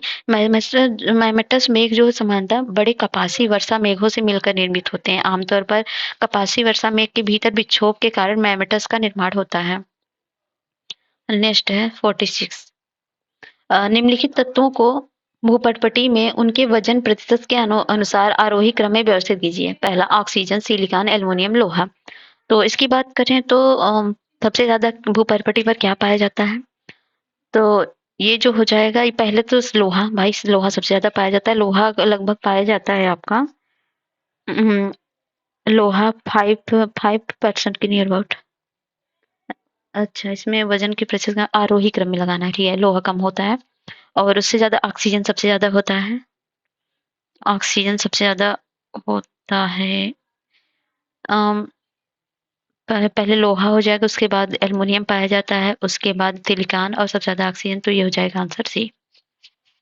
पश्चिमी तटीय मैदानों के निम्नलिखित तटों को उत्तर से दक्षिण की ओर व्यवस्थित कीजिए। कठियावाड़ तट, कोंकण तट, कच्छ तट, मालाबार तट। अगर मैप है तो उसमें देख लीजिए। ये सब मैप का क्वेश्चन है, बिना मैप को समझे आप नहीं सॉल्व कर पाओगे। तो कहाँ से? उत्तर से दक्षिण की ओर। तो उत्तर में सबसे ज्यादा पहले कौन सा पड़ेगा? ऑब्वियसली उत्तर में जो है वो पड़ेगा आपका कच्छ का तट, फिर पड़ेगा आपका कोंकण तट, और कच्छ का तट, नहीं कच्छ पड़ेगा, फिर कठियावाड़, कठियावाड़ भी उधर ही है, और कठियावाड़ के बाद क्या पड़ेगा? कठियावाड़ के बाद कोंकण तट, और उसके बाद मालाबार तट, इसलिए ऑप्शन हो जाएगा ए। और 48 है, समान प्रकार की जलवायु के संदर्भ में निम्नलिखित कथनों पर विचार कीजिए। पहला, इस प्रकार की जलवायु सूडान में श्रेष्ठ रूप में विकसित हुई है। और दूसरा, अत्यधिक दैनिक तापांतर इसकी विशेषता है। पर इनमें से कौन सा कथन सही है? केवल एक, केवल दो, एक दो दोनों, या ना तो एक ना तो दो। इसका आंसर क्या होगा? तो इसका आंसर होगा, इस प्रकार की जलवायु सूडान क्षेत्र में विकसित हुई। बिल्कुल दोनों के दोनों ऑप्शन सही है। तो इसके बारे में बताएं तो सामाना या सूडान जलवायु एक संक्रमणकालीन प्रकार की जलवायु जो विषुवत वनों और व्यापारिक पवनों वाले गर्म मरुस्थलों के मध्य पाई जाती है। यह जलवायु उष्णकटिबंधीय अर्थात कर्क और मकर रेखा के क्षेत्र के भीतर ही सीमित रहती है। इस तरह की जलवायु सबसे अच्छी तरह से सूडान में विकसित होती है, इसलिए इसका नाम सूडान जलवायु पड़ा। 49 है, भारत में संसद की दैनिक कार्रवाई में प्रयुक्त होने वाले एक्स फंक्शन शब्द पद पर विचार कीजिए। ये संसद के रिकॉर्ड में कतिपय शब्दों, वाक्यों या भाषण के अंशों को हटाना है। दूसरा, सदन के पीठासीन अधिकारी के पास शब्द या उनके प्रयोग को हटाने का विवेकाधिकार होता है। तीसरा, संसद की प्रक्रिया तथा कार्य संचालन नियम एक्स फंक्शन का प्रावधान करते हैं। तो इसको समझने के लिए आपको समझना पड़ेगा एक्स फंक्शन क्या होता है। तो अध्यक्ष के आदेश से संसद के रिकॉर्ड के कुछ शब्दों, वाक्यों या भाषण के कुछ हिस्सों को हटाया जाना क्या कहलाता है? एक्स फंक्शन कहलाता है। एक्स फंक्शन का अर्थ है शब्दों का निकाला जाना, इसलिए पहला तो सही है। और दूसरा जो है, दूसरा सही है क्योंकि यह निर्णय लेने वाले प्राधिकारी सदन के पीठासीन अधिकारी मतलब आर्टिकल नियम 380 के तहत लोक सभा के अध्यक्ष के पास शब्द या उनके उपयोग को हटाने का अधिकार होता है। तो दूसरा भी सही है, और नेक्स्ट फंक्शन कार्य संचालन नियम ये भी सही है। तो आंसर हो जाएगा आपका डी। आंसर होगा डी। 50वां है, भूपर्पटी के संदर्भ में निम्नलिखित कथनों पर विचार कीजिए। पहला, महाद्वीपीय भूपर्पटी की तुलना में महासागरीय पर्पटी अधिक मोटी होती है। और दूसरा, महासागरीय भूपर्पटी विशाल चट्टान में निर्मित है। उपरोक्त कथनों में से कौन सा सही है? केवल एक, केवल दो, एक दो दोनों, और ना तो एक ना तो दो। तो ये जो है ये आंसर हो जाएगा कि पहला गलत है, क्योंकि महासागरों भूपर्पटी की मोटाई महाद्वीपों की तुलना में कम होती है, ना कि अधिक होती है। पहला गलत है और दूसरा सही है। तो पहला तो गलत है, ये तो ऐसे हटेगा, दूसरा बी ऑप्शन सही है। 51 है, निम्नलिखित में से किस ज्वालामुखी को भूमध्य सागर का प्रकाश स्तंभ कहा जाता है? पहला, माउंट चेम्बोराजो, और बी है माउंट स्टोम्बोली, और सी है माउंट फूजी, और डी है माउंट वेसुवियस। तो इसका जो आंसर होगा वो क्या होगा? तो देखते हैं, माउंट स्ट्रॉबेरी की बात हो रही है। तो ये ज्वालामुखी कई बार उद्गार हुआ है। छोटे छोटे उद्गारों के कारण यह लगातार सक्रिय रहता है। इस उद्गार को प्राय स्ट्रोम्बोली द्वीप के कई बिंदुओं और आसपास के समुद्र में देखा जाता है। इस कारण इस द्वीप को भूमध्य सागर का प्रकाश स्तंभ कहा जाता है। ठीक है, और नेक्स्ट क्वेश्चन डिस्कस करेंगे हम 52। मृदा पर जलवायु के प्रभाव के संदर्भ में निम्नलिखित कथन पर विचार कीजिए। पहला, टुंड्रा क्षेत्रों की मृदा में उष्णकटिबंधीय क्षेत्रों की मृदा की तुलना में अधिक गहरी परिच्छेदिका होती है। दूसरा, उष्णकटिबंधीय क्षेत्रों की तुलना में टुंड्रा क्षेत्रों की मृदा में जीवाणु क्रिया अपेक्षाकृत धीमी होती है। कौन सा सही है? केवल एक, केवल दो, एक दो दोनों, ना तो एक ना तो दो। तो इसका जो आंसर होगा वो देखते हैं हम। तो पहला तो गलत है, क्योंकि उष्णकटिबंधीय क्षेत्रों की मृदा में टुंड्रा क्षेत्रों की मृदा की तुलना में अधिक गहरी परिच्छेदिकाएं होती हैं। और ठीक है, परिच्छेदिकाएं होती हैं। हालांकि उष्णकटिबंधीय वनों में ढेर सारी पत्तियां गिरती हैं, जिनमें से अधिकांश मृदा परिच्छेदिका में समाहित हो जाती हैं। धीरे धीरे मृदा परिच्छेदिकाएं नीचे की ओर चली जाती हैं, इसलिए पहला गलत है। ठीक है, ठंडे टुंड्रा टुंड्रा मतलब उष्णकटिबंधीय क्षेत्रों की मृदा में, ठंडे टुंड्रा क्षेत्रों की मृदा में अधिक गहरी परिच्छेदिका होती है। ठीक है, और नेक्स्ट है उष्णकटिबंधीय क्षेत्रों की तुलना में टुंड्रा क्षेत्रों की मृदा में जीवाणु क्रिया अपेक्षाकृत धीमी होती है। तो बिल्कुल सही है, दूसरा सही है। तो इस तरह से बी ऑप्शन हो जाएगा। और 53 है, निम्नलिखित में से कौन से कारक किसी स्थान के तापमान को प्रभावित करते हैं? पहला अक्षांश, दूसरा है उत्तुंगता, और तीसरा है महाद्वीपीय अवस्था, और चौथा महासागरीय लहरें, और पांचवा है ढाल। तो स्थान के तापमान को प्रभावित करते हैं, तो देख सकते हैं कूट का प्रयोग कर सकते हैं उत्तर का सही चुनाव करने के लिए। तो इसका जो आंसर होगा सभी के सभी सही है भाई। 54 है, भूकंप के लिए निम्नलिखित में से कौन सा संभावित कारक उत्तरदायी है? खनन गतिविधि, ज्वालामुखी विवर्तनिक गतिविधि, और बांध जनित भूकंप। कौन सा सही है? सही उत्तर का चुनाव करना है। तो ये तो भाई आपको पता ही होना चाहिए। तो ये जो होगा सभी के सभी सही है, तो ऑप्शन बी होगा। नेक्स्ट है 55, शेयर बाजार में सर्किट ब्रेकर के संदर्भ में निम्नलिखित कथन पर विचार कीजिए। सर्किट ब्रेकर, वाह। तो ठीक है, यह आपातकालीन स्थिति में उपयोग किए जाने वाला विनियामक उपाय है जो किसी एक्सचेंज में ट्रेडिंग अस्थायी रूप से रोक लगाता है। दूसरा है, यह निर्धारित करता है कि एक ट्रेडिंग सत्र में किसी स्टॉक का मूल्य कितना गिर सकता है। कौन सा सही है? केवल एक, केवल दो, एक दो दोनों, और डी ना तो एक ना तो दो। तो इसका जो है आंसर दोनों के दोनों सही होंगे। और 56 है, माइक्रो एलईडी के संदर्भ में निम्नलिखित कथन पर विचार कीजिए। पहला, इनमें ओएलईडी की तुलना में अधिक चमकीले और बेहतर रंग उत्पन्न होते हैं।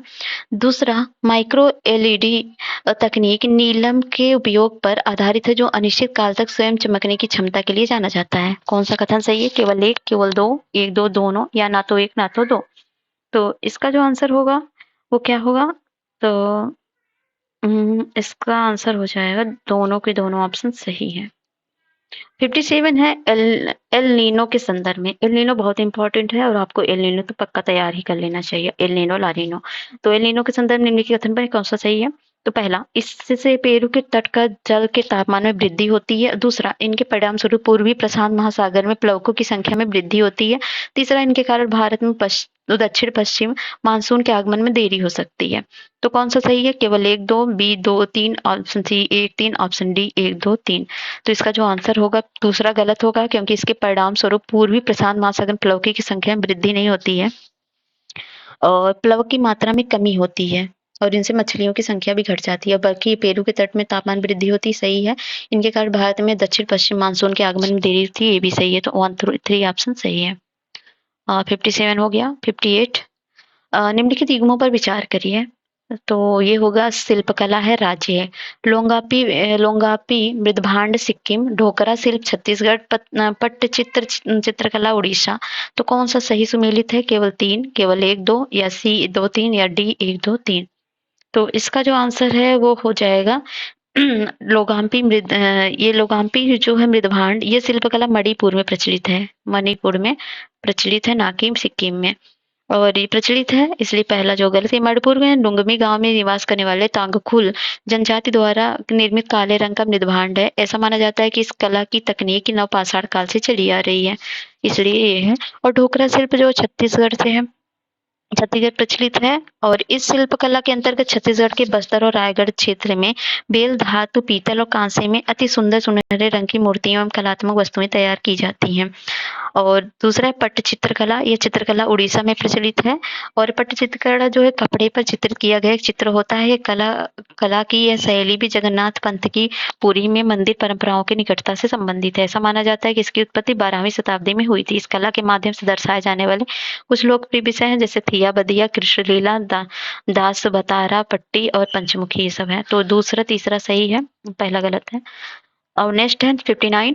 विश्व के प्रमुख मरुस्थलों के निर्माण हेतु निम्नलिखित में से कौन सा अनिवार्य कारक उत्तरदायी है? पहला तटवर्ती व्यापारिक पवनों की उपस्थिति, दूसरा आंतरिक महाद्वीपीय अवस्थिति, तीसरा पर्वतों के पवन विमुखी भाग पर वृष्टि छाया प्रदेश। तो कौन सा कोड सही? केवल 1 2 3 या फिर बी तीसरा है, दूसरा तीसरा, इस तरह से 1 2 3 कौन सा सही है? तो इसका जो है आंसर हो जाएगा आपका तटवर्ती व्यापारिक पवनों की उपस्थिति। विश्व के प्रमुख मरुस्थलों के निर्माण हेतु निम्नलिखित, अच्छा मरुस्थलों के निर्माण हेतु कौन से रिस्पॉन्सिबल होते हैं? तो इसमें जो होगा पहला गलत होगा, क्योंकि गर्म मरुस्थलों की शुष्कता मुख्य रूप से अपतटीय व्यापारिक पवनों के प्रभाव के कारण होती है, इसलिए इन्हें व्यापारिक पवन मरुस्थल भी कहा जाता है, इसलिए पहला सही नहीं है। पहला गलत है तो ये गया आपका आंतरिक महाद्वीपीय अवस्थित है। आंतरिक महाद्वीपीय अवस्थिति है, बिल्कुल सही है, दूसरा सही है। और ये पर्वतों में पवन विमुख भाग वृष्टि छाया प्रदेश है, बिल्कुल दूसरा भी, तीसरा भी सही है, तो ऑप्शन 2 3 सही है। 60 है हाल ही में सुर्खियों में रहा बाढ़ पद निम्नलिखित में से किस संबंधित है? ऑप्शन ए है गूगल के अपने संवादात्मक एआई चैटबॉट से, या बी है जाइडस लाइफ साइंस लिमिटेड द्वारा निर्मित 3D प्रिंटेड दवाओं से, या सी है विश्व के सबसे शक्तिशाली सुपर कंप्यूटर से, या डी है लॉकहीड मार्टिन द्वारा विकसित विश्व के सबसे उन्नत ड्रोन से। इसका जो आंसर होगा ये होगा गूगल के अपने संवेदनात्मक एआई चैटबॉट से। तो वर्ड गूगल का अपना संवादात्मक आर्टिफिशियल इंटेलिजेंस चैटबॉट है, इसलिए ये सही है। और वर्ड गूगल के AI model language model for dialog application अथवा लैम्डा पर आधारित है, तो बिल्कुल पहला ए सही है। तो 60 नंबर क्वेश्चन हो चुके हैं, 40 और बचे हैं, चलिए करते हैं आगे। 61 नंबर का क्वेश्चन है अपवाह प्रतिरूप के संदर्भ में निम्नलिखित कथनों पर विचार कीजिए। पहला वृक्षाकार अपवाह प्रतिरूप की सहायक नदियां मुख्य धारा में लगभग समकोण पर मिलती हैं। दूसरा अरीह प्रतिरूप उन क्षेत्रों में पाया जाता है जहां धाराएं एक केंद्र से निकलकर बाहर की ओर प्रवाहित होती हैं। ऊपर इनमें से कौन सा कथन सही है? केवल एक, केवल दो, एक दो, दोनों, ना तो एक ना तो दो, दोनों। तो कौन सा सही है आंसर? तो चलिए देखते हैं। तो वृक्षाकार अपवाह प्रतिरूप किसके बारे अपवाह प्रतिरूप के बारे में हो रही है? वृक्षाकार अपवाह प्रतिरूप की सहायक नदियां मुख्य धारा से लगभग समकोण मिलती हैं। तो ये जो है पहला गलत है, क्योंकि जो अपवाह प्रतिरूप वृक्ष की शाखाओं के अनुरूप हो उसे वृक्षाकार प्रतिरूप कहा जाता है। जैसे कि उत्तरी मैदान की नदियों का अपवाह प्रतिरूप, यह प्रतिरूप वहां विकसित होता है जहां नदी चैनल के क्षेत्र ढलान का अनुसरण करता है, तो पहला गलत हो गया। और अरीह प्रतिरूप उन क्षेत्रों में पाया जाता है जहां धाराएं एक केंद्र से निकलकर बाहर की ओर प्रवाहित होती हैं, तो ये जो है सही है, तो ऑप्शन हो जाएगा बी। 62 है जैव विविधता विरासत स्थल के संदर्भ में निम्नलिखित कथन पर विचार कीजिए। पहला पर्यावरण संरक्षण अधिनियम 1986 के तहत राज्य सरकारों को बीएचएस को अधिसूचित करने का अधिकार है। दूसरा यायासो लद्दाख का पहला जैव विविधता विरासत स्थल है। ऊपर इनमें से कौन सा कथन सही है? केवल एक, केवल दो, एक दो, दोनों, और डी है ना तो एक ना तो दो। तो इसका जो आंसर है वो हो जाएगा पर्यावरण संरक्षण अधिनियम 1986 के तहत जी नहीं, पहला गलत है, क्योंकि जैव विविधता अधिनियम 2002 के तहत राज्य सरकार को 2002 के तहत राज्य सरकार को जैव विविधता महत्व के क्षेत्रों को स्थानीय निकायों के परामर्श बीएचएस के रूप में अधिसूचित करने का अधिकार है, इसलिए कथन सही नहीं है। यायासो लद्दाख लद्दाख का पहला जैव विविधता विरासत स्थल है, बिल्कुल ये सही है, दूसरा सही है, पहला गलत है। 63 नंबर क्वेश्चन है निम्नलिखित में से कौन सा दिसंबर जनवरी माह के दौरान उत्तरी भारत में अत्यधिक ठंड की व्याख्या करता है? पहला महाद्वीपीय स्थिति, दूसरा हिमालय में होने वाला हिमपात, और तीसरा तिब्बत के पठार से आने वाली ठंडी पवनों का प्रभाव। तो कौन सा सही है? केवल एक, केवल दो, तीन, और सी है एक दो, और डी है एक दो तीन। तो इसका जो आंसर होगा वो क्या हो जाएगा? उसका आंसर होगा महाद्वीपीय स्थिति सही है, और हिमालय में होने वाले हिमपात ये भी सही है। तो दिसंबर जनवरी माह के दौरान उत्तर भारत में अत्यधिक ठंड की व्याख्या का बात पूछ रहा है, तो तिब्बत के पठार से आने वाली ठंडी पवनों का प्रभाव। तो तीसरा जो है वो गलत होगा। क्यों? सी जो होता है तीसरा गलत क्यों है? तो जो है तिब्बत से जो फरवरी के आसपास कैस्पियन सागर और तुर्कमेनिस्तान और तिब्बत से आने वाली ठंडी पवनें उत्तरी भारत में शीतलहर ला देती हैं। ऐसे अवसरों पर देश के उत्तर पश्चिम भागों में पाला कोहरा भी पड़ता है। तो ये तो भी सही है, लेकिन इसका जो आंसर होगा वो तीसरा सही नहीं होगा, मतलब तीसरा गलत होगा, क्योंकि इसके कारण नहीं होता है। ये फरवरी माह के नियर अबाउट होता है, ना कि दिसंबर जनवरी में। तो ये जो होता है गलत होगा और 1-2 सही होगा। नेक्स्ट है 64। हिमालय पर्वत श्रृंखला के संदर्भ में निम्नलिखित कथनों पर विचार करिए। पहला, सिंधु और सतलज नदियों के बीच स्थित हिमालय के भाग को पंजाब हिमालय के नाम से जाना जाता है, और सतलज और काली नदियों के बीच स्थित हिमालय के भाग को कुमाऊं हिमालय के नाम से जाना जाता है। तीसरा है, तीस्ता और दिहांग नदियों के बीच स्थित हिमालय के भाग को असम हिमालय के नाम से जाना जाता है। कौन सा कथन सही है? केवल 1-2, केवल 2-3, केवल 1-3 या डी है 1-2-3। तो इसका जो आंसर होगा सभी के सभी ऑप्शन सही हैं। तो ये एनसीईआरटी में पढ़ाया गया, इसलिए बोल रही हूँ, आप एनसीईआरटी जरूर देखिए। सिंधु और सतलज नदियों के बीच स्थित हिमालय को पंजाब हिमालय का नाम दिया जाता है। सिंधु और काली नदियों के बीच हिमालय को क्या कुमाऊं हिमालय कहा जाता है। तीस्ता और दिहांग नदियों के बीच हिमालय के भाग को असम हिमालय के नाम से जाना जाता है। 65 नंबर का क्वेश्चन अब करेंगे हम। उत्तरी मैदानों के संदर्भ में निम्नलिखित कथनों पर विचार कीजिए। पहला, शिवालिका की तलहटी में मंद ढाल वाले मोटे जलोढ़ क्षेत्र जहां सरिताएं तलछट में विलुप्त हो जाती हैं, भाबर के नाम से जाना जाता है। और दूसरा, अत्यधिक बलुई दोमट मिट्टी मृदा वाले पुराने जलोढ़ को खादर के नाम से जाना जाता है। तीसरा, बाढ़ वाले मैदानों के नए निक्षेपों को भांगर कहा जाता है। ऊपर इनमें से कौन सा सही है? केवल 1-2, और सी है 2-3 और डी है 1-2-3। तो इसका जो आंसर हो जाएगा, पहला तो सही है, शिवालिका की तलहटी मंद ढालों वाले मोटे जलोढ़ क्षेत्र जहां सरिताएं तलछट में विलुप्त हो जाती हैं, भाबर के नाम से जाना जाता है, ये सही है। और दूसरा दूसरा जो है, अत्यधिक बलुई दोमट मृदा वाले पुराने जलोढ़ को खादर के नाम से जाना जाता है। तो ये खादर के नाम से नहीं बल्कि भांगर के नाम से जाना जाता है, और इसलिए गलत है। और तीसरा है, मैदानों पर निक्षेप भांगर कहा जाता है, तो इसको खादर कहा जाता है, तो उल्टा दिया है दोनों का, इसका उसका इसमें इसका, तो पहला ऑप्शन सही है। और 66 है, प्रमुख बाह्य कारक के रूप में पवनों द्वारा निर्मित स्थलाकृतियों के संदर्भ में निम्नलिखित स्थलाकृतियों में से कौन सी पवनों के अपरदनात्मक गतिविधि के कारण निर्मित होती है? जीवजैन, मेषा, बरखान। कौन सा सही है? केवल 1, केवल 1-2, केवल 2-3, केवल 1-2-3। तो इसका जो आंसर होगा, ये तो जीवजैन नहीं होगा, जीवजैन नहीं है। और ये जो है जीवजैन जो है समतल शैल होती है, जिनमें अधिक प्रतिरोधी चट्टानों की सतही परत के नीचे नरम चट्टानों की एक परत होती है। पवन अपघर्षण कर्तन प्रभाव उन्हें एक विचित्र दिखने वाले कटक और कुंड भूदृश्य में परिवर्तित कर देते हैं। तो ये नहीं है जीवजैन, तो ये पहला वाला हट गया है। वैसे तो आंसर आ गया, लेकिन मैसा बरखान देख लीजिए। तो मैसा जो होता है,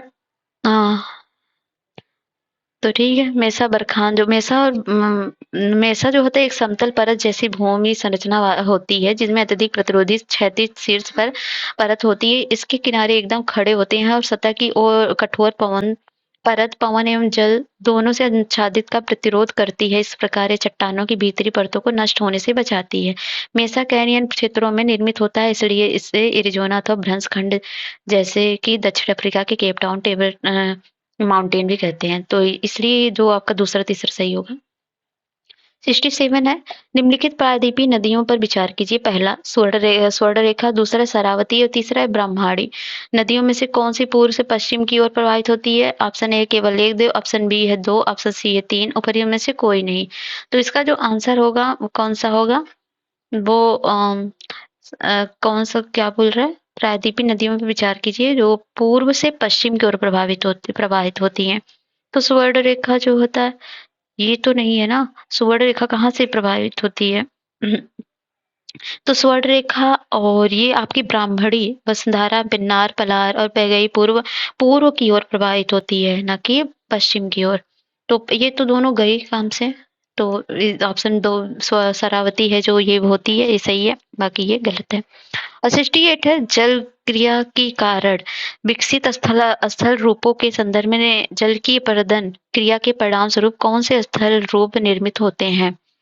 जल क्रिया के कारण विकसित स्थल रूपों के संदर्भ में जल की अपर्दन क्रिया के परिणाम स्वरूप कौन से स्थल रूप निर्मित होते हैं? घाटियां और अवनमति और अनियमित कुंड और नदी रोधिकाएं और जलोढ़ पंख। निम्नलिखित कूटों का प्रयोग कर सही उत्तर का चुनाव करिए।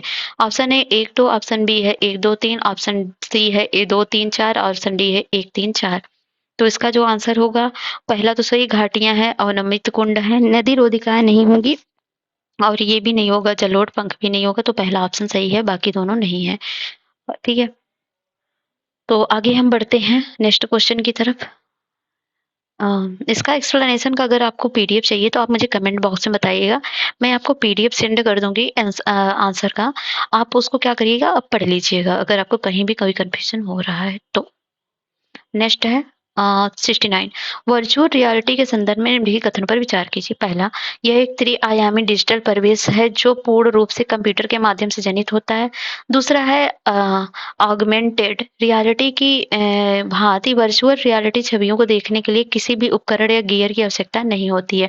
ऊपर इनमें से कौन सा कथन सही है? केवल एक, केवल दो, एक दो दोनों, और डी है ना तो एक ना तो दो। तो इसका जो आंसर है वो हो जाएगा आपका, पहला तो सही है, एक त्रिआयामी डिजिटल है, और दूसरा गलत है क्योंकि वीआर का अनुभव करने तथा उसकी अंतःक्रिया करने के लिए आपको उचित उपकरण की आवश्यकता होगी, जैसे वीआर चश्मा या हेडसेट इसकी। तो देखने किसी उपकरण की गियर की आवश्यकता नहीं होगी, तो दूसरा गलत है, पहला सही है। नेक्स्ट है 70।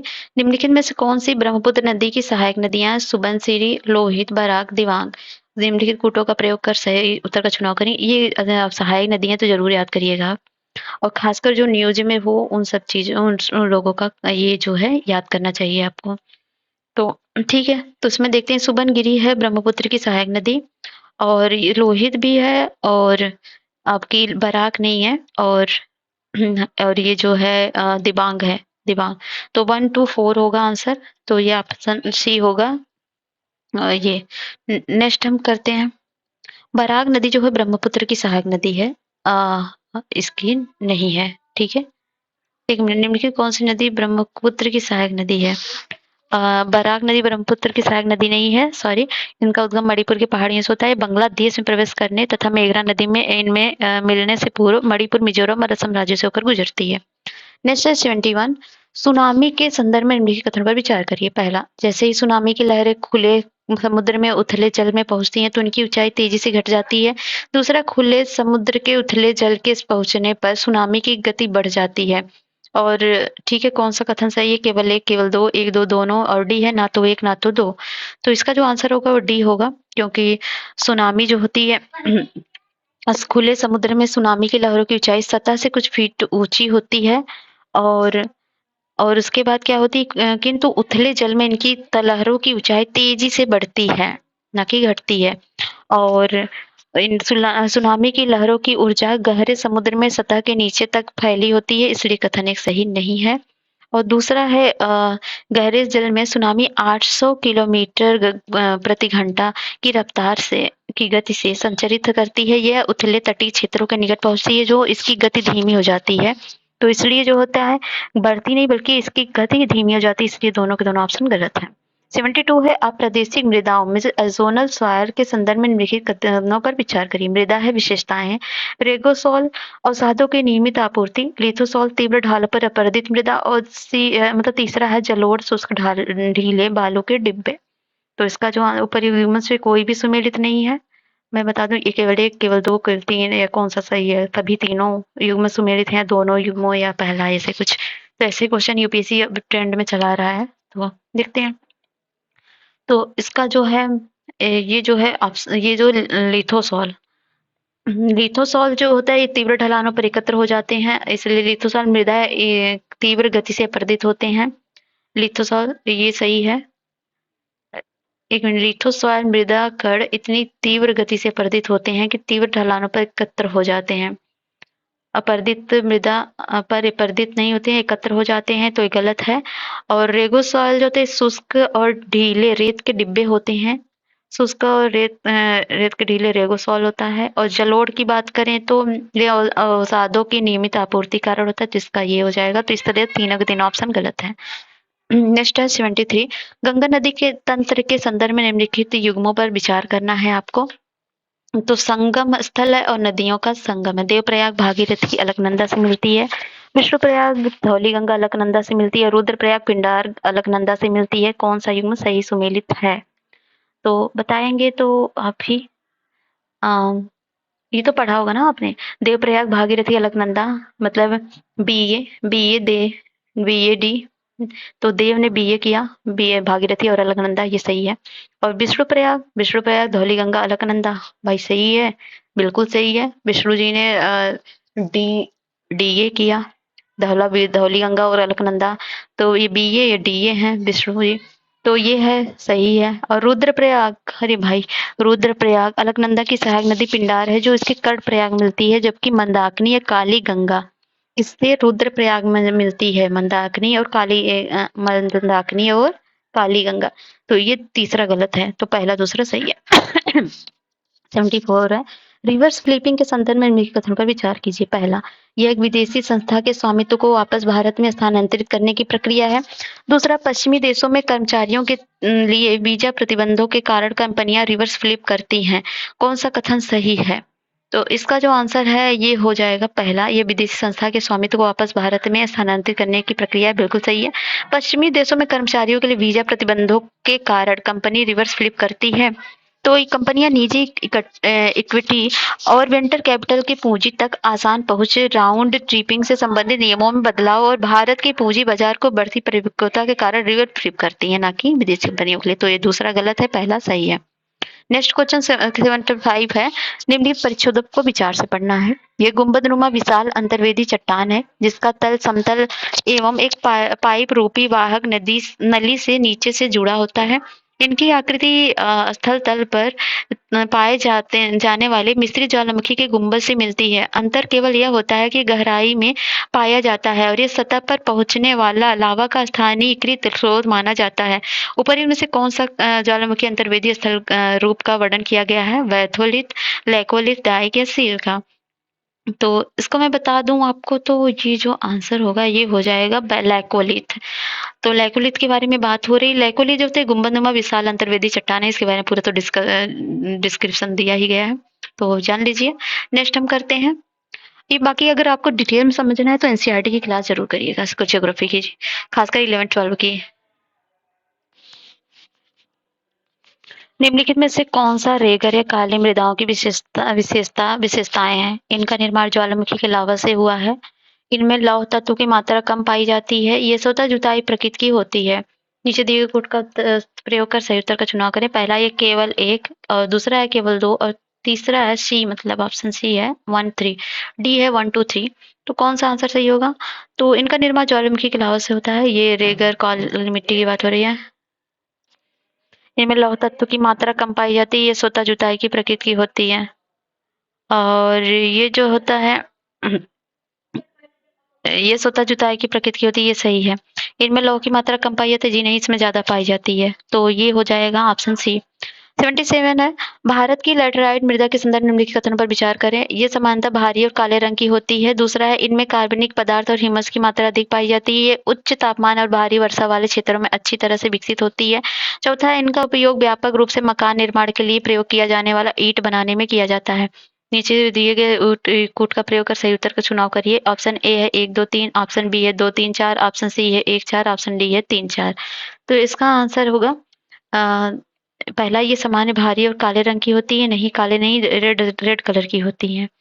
भारी वर्षा वाले क्षेत्र में होती हैं। और ये जो होती है वर्षा लोहे के ऑक्साइड एवं लोहे के ऑक्साइड में एल्युमिनियम यौगिक की भरपूर मृदाएं शेष रह जाती हैं। लोहे के ऑक्साइड के अत्यधिक कारण लेटराइट का रंग लाल होता है। तो ये जो होता है पहला तो गलत हो गया, पहला गलत हो गया, तो ये ऑप्शन गया, ये ऑप्शन गया। और इनमें कार्बनिक पदार्थ और ह्यूमस की मात्रा अधिक पाई जाती है। तो नहीं, कार्बन इसमें ह्यूमस की मात्रा अधिक नहीं पाई जाती बल्कि कम पाई जाती है। दूसरा गलत है, दूसरा भी गलत होता है। ये ऑप्शन गया, इसका ऑप्शन बचा 3 4।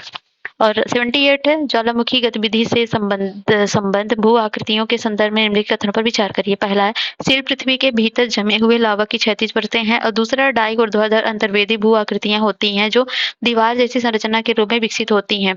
तीसरा है बैथोलिथ अग्नेय चट्टानों का विशाल पिंड है जो पृथ्वी के भीतर गर्म मैग्मा के जमाव के कारण निर्मित होता है। तो कौन सा सही है? ऑप्शन ए 1 2, ऑप्शन बी है 3, ऑप्शन सी है 1 3, ऑप्शन डी है 1 2 3। तो इसका जो आंसर होगा ये सभी के सभी सही हैं क्योंकि शील पृथ्वी के भीतर जमे हुए लावा की क्षति। ये अगर आपको समझना है तो आप जाइए सीधे एनसीईआरटी पढ़िए या देख लीजिए एनसीईआरटी का क्लास।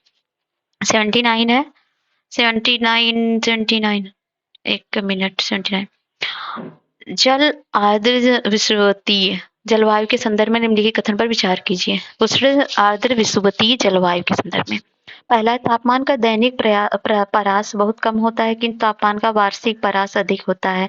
दूसरा विषुवों के दौरान 2 उच्चतम वर्षा बिंदु विषुवतीय जलवायु की एक विशेषता है। तो कौन सा सही है? केवल एक, केवल दो, एक दो दोनों, और डी है ना तो एक ना तो दो। तो इसका आंसर हो जाएगा विषुव के दौरान 2 उच्चतम वर्षा बिंदु विषुवतीय जलवायु की विशेषता है। बिल्कुल सही है। तो ये जो है सही है। तापमान का दैनिक परास बहुत कम होता है। तो तापमान का दैनिक परास कम होता है और इस प्रकार का वार्षिक परास भी कम होता है। वार्षिक परास भी कम होता है और ये दोनों भी, इसलिए पहला गलत है क्योंकि इसमें अधिक दिया है। तो ये हो जाएगा ऑप्शन बी। नेक्स्ट क्वेश्चन 80 है बैगा परधौनी गुसाड़ी हुरूल में क्या समानता है? ये आदिवासी समुदाय द्वारा मनाए जाने वाले फसल उत्सव हैं। ये जीआई टैग द्वारा प्राप्त चावल की किस्में हैं। ये पारंपरिक साड़ी किस्में हैं या ये आदिवासी नृत्य है। तो ये क्या है? ये आदिवासी नृत्य है। तो ये हाल ही में जो है आदि महोत्सव के अवसर पर जनजातीय नृत्य प्रदर्शन आयोजित किया गया। आदि महोत्सव जनजातीय कार्य मंत्रालय के अधीन भारतीय जनजातीय सहकारी विपणन विकास संघ ट्राइफेड की एक वार्षिक पहल है। नृत्य असम का बंगुरुवा और छत्तीसगढ़ का पंथी नृत्य और तेलंगाना की गुसाड़ी और मध्य प्रदेश बैगा परधौनी, सिक्किम का तमांगो सेलो और गुजरात का सिद्धि तमाल और पश्चिम बंगाल का पुरुलिया छऊ, उत्तराखंड का हरुल नृत्य।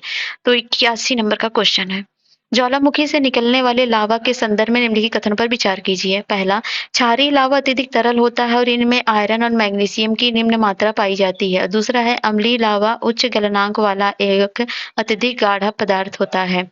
तो निम्नलिखित कथन में से कौन सा सही है? केवल एक, केवल दो और एक दो दोनों, और डी है ना तो एक ना तो दो। इसका आंसर हो जाएगा क्षारीय। पहला गलत हो जाएगा क्योंकि जो ये हो जाएगा एक मिनट।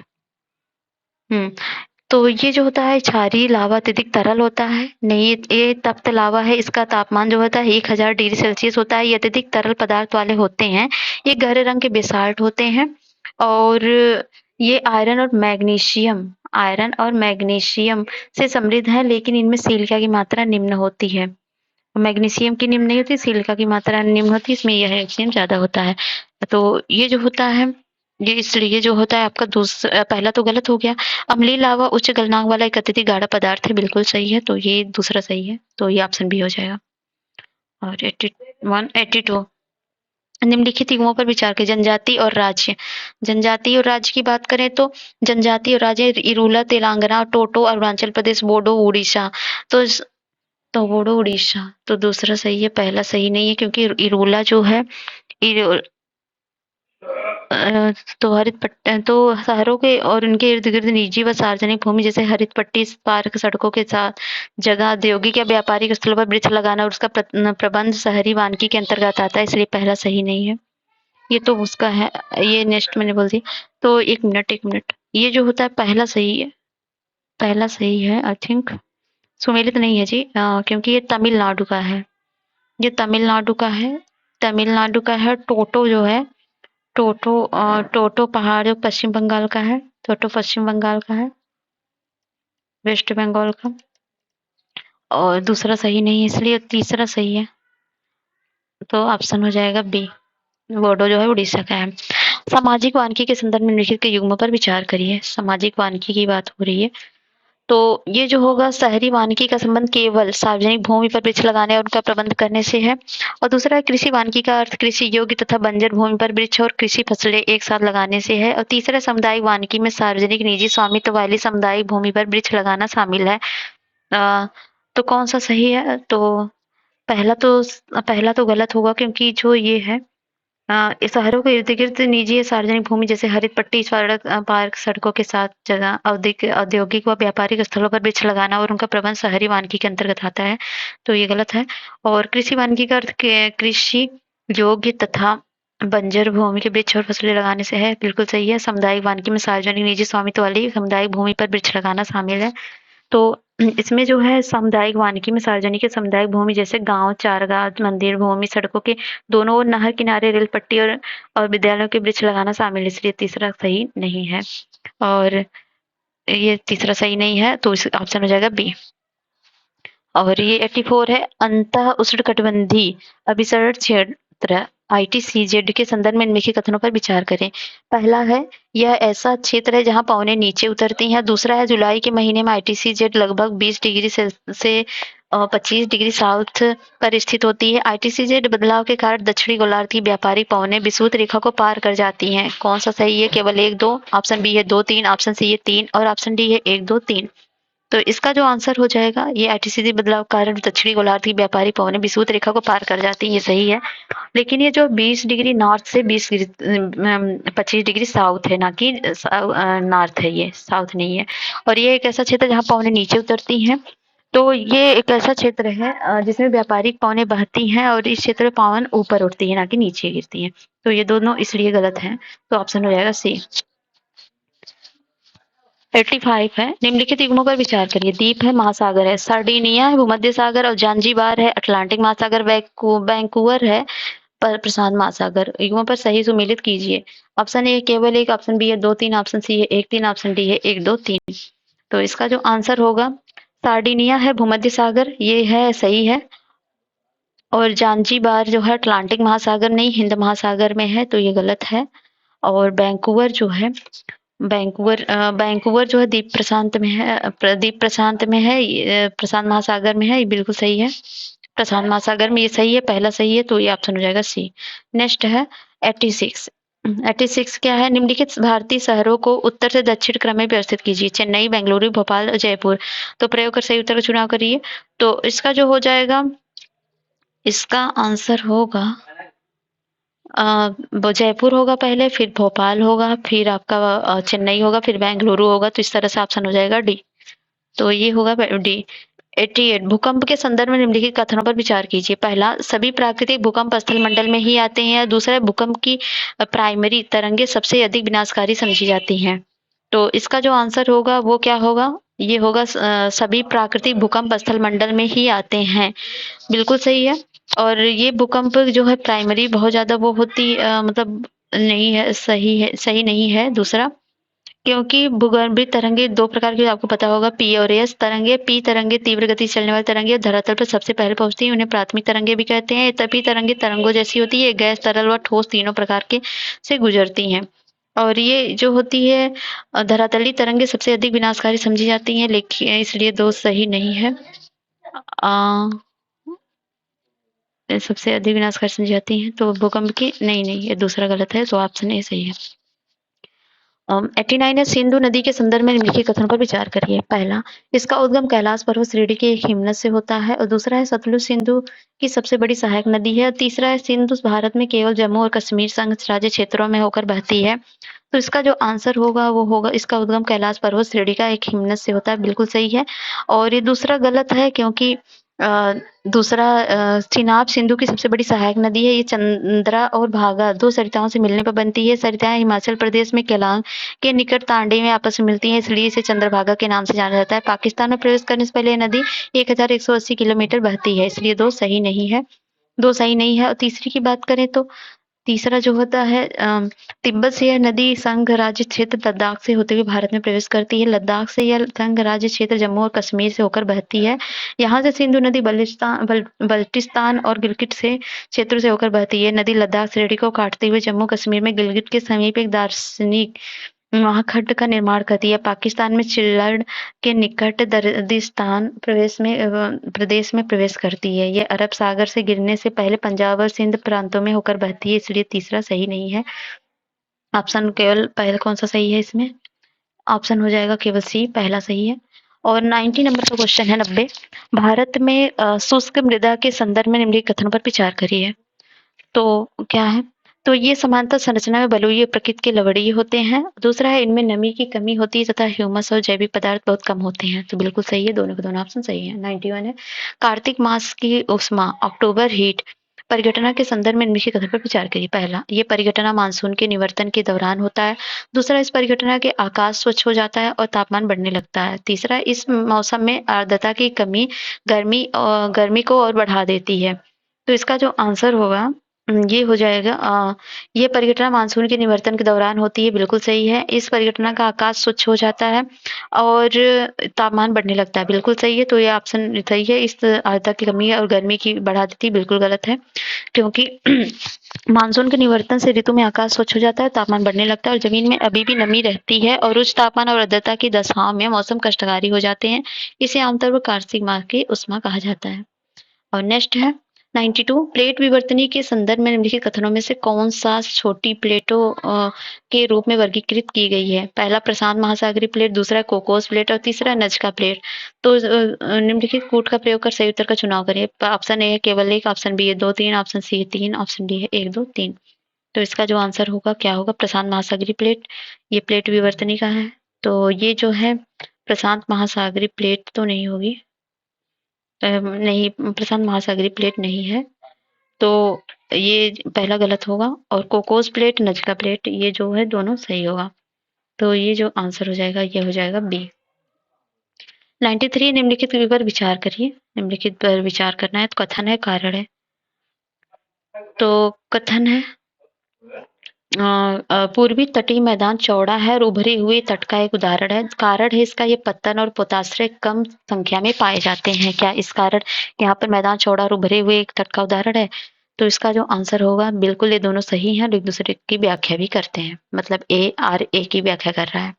94 है ब्रिटिश तुल्य जलवायु अथवा शीत शीतोष्ण पूर्वी सीमांत प्रकार की जलवायु के संदर्भ में निम्नलिखित कथन पर विचार करिए। तो ये जो है यह पूरे वर्ष पछुआ पवनों के स्थायी प्रभाव में रहती है, सही है। यहाँ पूरे वर्ष पर्याप्त वर्षा होती है, जिसमें ग्रीष्म ऋतु के दौरान भारी वर्षा की प्रवृत्ति पाई जाती है। तीसरा, इस जलवायु में 4 अलग अलग प्रकार के मौसम पाए जाते हैं। तो तीसरा सही है, पूरे वर्ष पर्याप्त वर्षा होती है। तो ये ऐसा नहीं है, तो दूसरा गलत है और सही है, मतलब ऑप्शन सी सही है।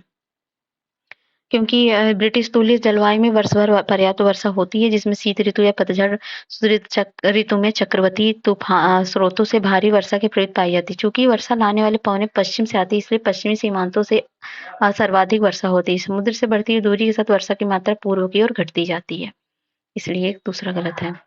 और 95 है क्वेश्चन, हाल ही में सुर्खियों में रहे अनुवर्ती सार्वजनिक प्रस्ताव पद का निम्नलिखित कथनों में से कौन सा सर्वोत्तम वर्णन है?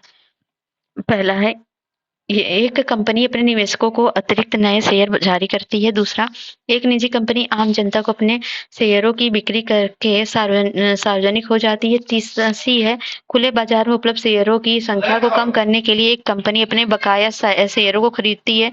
डी है एक प्रक्रिया जिसके द्वारा एक हमीदार उस कीमत को निर्धारित करने का प्रयास करता है जिस पर प्रारंभिक सार्वजनिक प्रस्ताव की पेशकश की जाएगी। तो ये जो आंसर होगा ये पहला हो जाएगा, क्योंकि कंपनी अपने निवेशकों को अतिरिक्त नए शेयर जारी करती है इसके अंतर्गत। 96 क्वेश्चन है। 96 क्वेश्चन है नर्मदा और तापी को छोड़कर अधिकांश प्रमुख प्रायद्वीपीय नदियां इस कारण पश्चिम दिशा से पूर्व की ओर प्रवाहित होती हैं। पहला है ए है प्रायद्वीप का झुकाव दक्षिण पूर्व दिशा की ओर होने के कारण। दूसरा है पूर्वी क्षेत्र में असतत पर्वत श्रृंखलाओं की उपस्थिति के कारण। सी है हिमालय के उत्थान के कारण। डी है महाद्वीपीय नदियों के विस्तृत जलग्रहण क्षेत्र के कारण। तो इसका जो आंसर होगा ये होगा प्रायद्वीप का झुकाव दक्षिण पूर्व दिशा की ओर होने के कारण। और 97 है प्राय सुर्खियों में रहने वाला न्यू स्टार्ट संधि के संदर्भ में निम्नलिखित कथन पर विचार करिए। पहला है यह संयुक्त राज्य अमेरिका और ईरान के बीच परमाणु हथियार न्यूनीकरण संधि है। इसके अंतर्गत 1000 से अधिक सामरिक परमाणु हथियारों और अधिकतम 500 लंबी दूरी की मिसाइल और बम वर्षक तैनात करने का प्रावधान किया गया। ऊपर में से कौन सा कथन सही? केवल एक, केवल दो, एक दो दोनों, और डी है ना तो एक ना तो दो। तो इसका जो आंसर होगा डी होगा, ना तो एक ना तो दो। तो इसके बारे में बताएं तो पहला न्यू स्टार्ट जो सामरिक शस्त्र न्यूनीकरण संधि संयुक्त राज्य अमेरिका और रूस के बीच एक परमाणु हथियार न्यूनीकरण संधि है। और किसके बीच? किसके बीच? अमेरिका और रूस के बीच, संयुक्त राज्य अमेरिका और रूस के बीच है, ना कि अमेरिका और ईरान के बीच। तो पहला गलत हो गया। और दूसरा है दूसरा गलत क्यों है? तो दूसरा है इसके अंतर्गत 1000 से अधिक सामरिक परमाणु हथियारों और अधिकतम 500 लंबी दूरी की मिसाइल बम वर्षक तैनात करने का प्रावधान किया गया है, और इसलिए कथन 2 गलत है। तो उल्टा दे दिया है, इसलिए गलत है। तो ऑप्शन डी हो जाएगा। 98 है, मैंग्रोव वनों के क्षेत्रफल के अनुसार भारत के निम्नलिखित राज्य क्षेत्रों को अवरोही क्रम में लगाना है मैंग्रोव के हिसाब से। ये तो कई बार क्वेश्चन पूछा भी गया है और आपको तो ये याद होना चाहिए। तो ठीक है, इसको राज्य के अवरोही क्रम में लगाना है। तो अंडमान निकोबार द्वीप समूह, महाराष्ट्र, पश्चिम बंगाल और गुजरात। तो कौन सा सही है? तो 98 का क्या हो जाएगा? पहले पश्चिम बंगाल में ज्यादा है, उसके बाद गुजरात में है, फिर है अंडमान निकोबार द्वीप समूह, फिर है महाराष्ट्र। तो इस तरह से ऑप्शन ए हो जाएगा। तो आंध्र प्रदेश, ठीक है, आगे बढ़ते हैं। 99 अपतटीय व्यापारिक पवनों के कारण उष्णकटिबंधीय ऋतु तटवर्ती पछुआ पवनों से शीत ऋतु में भारी वर्षा, साफ खुली धूप अपने मौसम के साथ उष्ण शुष्क ग्रीष्म ऋतु तथा आर्द्र मृदु शीत ऋतु और स्थानीय पवनों की प्रमुखता। उपरीत परिच्छेद के निम्नलिखित में से किस प्रकार की जलवायु का सर्वोत्तम वर्णन किया गया है? मानसूनी जलवायु, चीन तुल्य जलवायु, सामान्य जलवायु, भूमध्य सागरीय जलवायु। तो ये बात की गई भूमध्य सागरीय जलवायु के बारे में। तो 100 नंबर का क्वेश्चन है, भूकंप के संदर्भ में निम्नलिखित कथनों पर विचार कीजिए। जिस बिंदु पर ऊर्जा मुक्त होती है उसे उद्गम केंद्र कहते हैं। उद्गम केंद्र के ठीक ऊपर स्थित स्थान को अवकेंद्र कहा जाता है। और सी है, तीसरा है, भूकंपीय तरंगों को सबसे पहले अधिकेंद्र द्वारा महसूस किया जाता है। कौन सा कथन सही है? केवल 1 2, बी है 2 3, ऑप्शन सी है 1 3, ऑप्शन डी है 1 2 3। तो इसका जो आंसर होगा, पहला तो सही है, जिस बिंदु पर ऊर्जा मुक्त होती है उसे उद्गम केंद्र कहते हैं।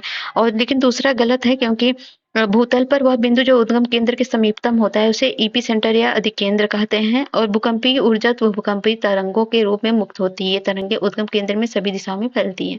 तो ये जो है दूसरा गलत है। दूसरा गलत है, तो वैसे भी आपको आंसर मिल गया। तो ये क्वेश्चन खत्म होता है, पूरा का पूरा 100 क्वेश्चन कंप्लीट हुआ। तो कैसा लगा ये वीडियो बताइए, जरूर अपना फीडबैक दीजिएगा। और अगर आपको इसका आंसर का पीडीएफ चाहिए तो हमको कमेंट में जरूर बताइएगा, हम आपको प्रोवाइड करेंगे। तो चलिए मिलते हैं नेक्स्ट वीडियो में, लेकिन जाने से पहले हमारे चैनल को लाइक शेयर सब्सक्राइब करें। और अगर आपने पुराने टेस्ट नहीं किए तो जाइए फटास करिए और अपना स्कोर भी कमेंट बॉक्स में लिखिए और खुद को इवेल्युएट करिए, ठीक है। और जिसका स्कोर अच्छा आएगा या फिर जो ईमानदारी से करेगा, और उसको हम नेक्स्ट वीडियो में उसका नाम भी लेंगे। तो चलिए खत्म करते हैं इस टेस्ट को। कैसा लगा टेस्ट बताइएगा जरूर। मिलते हैं नेक्स्ट वीडियो में, तब तक के लिए जय हिंद, बाय।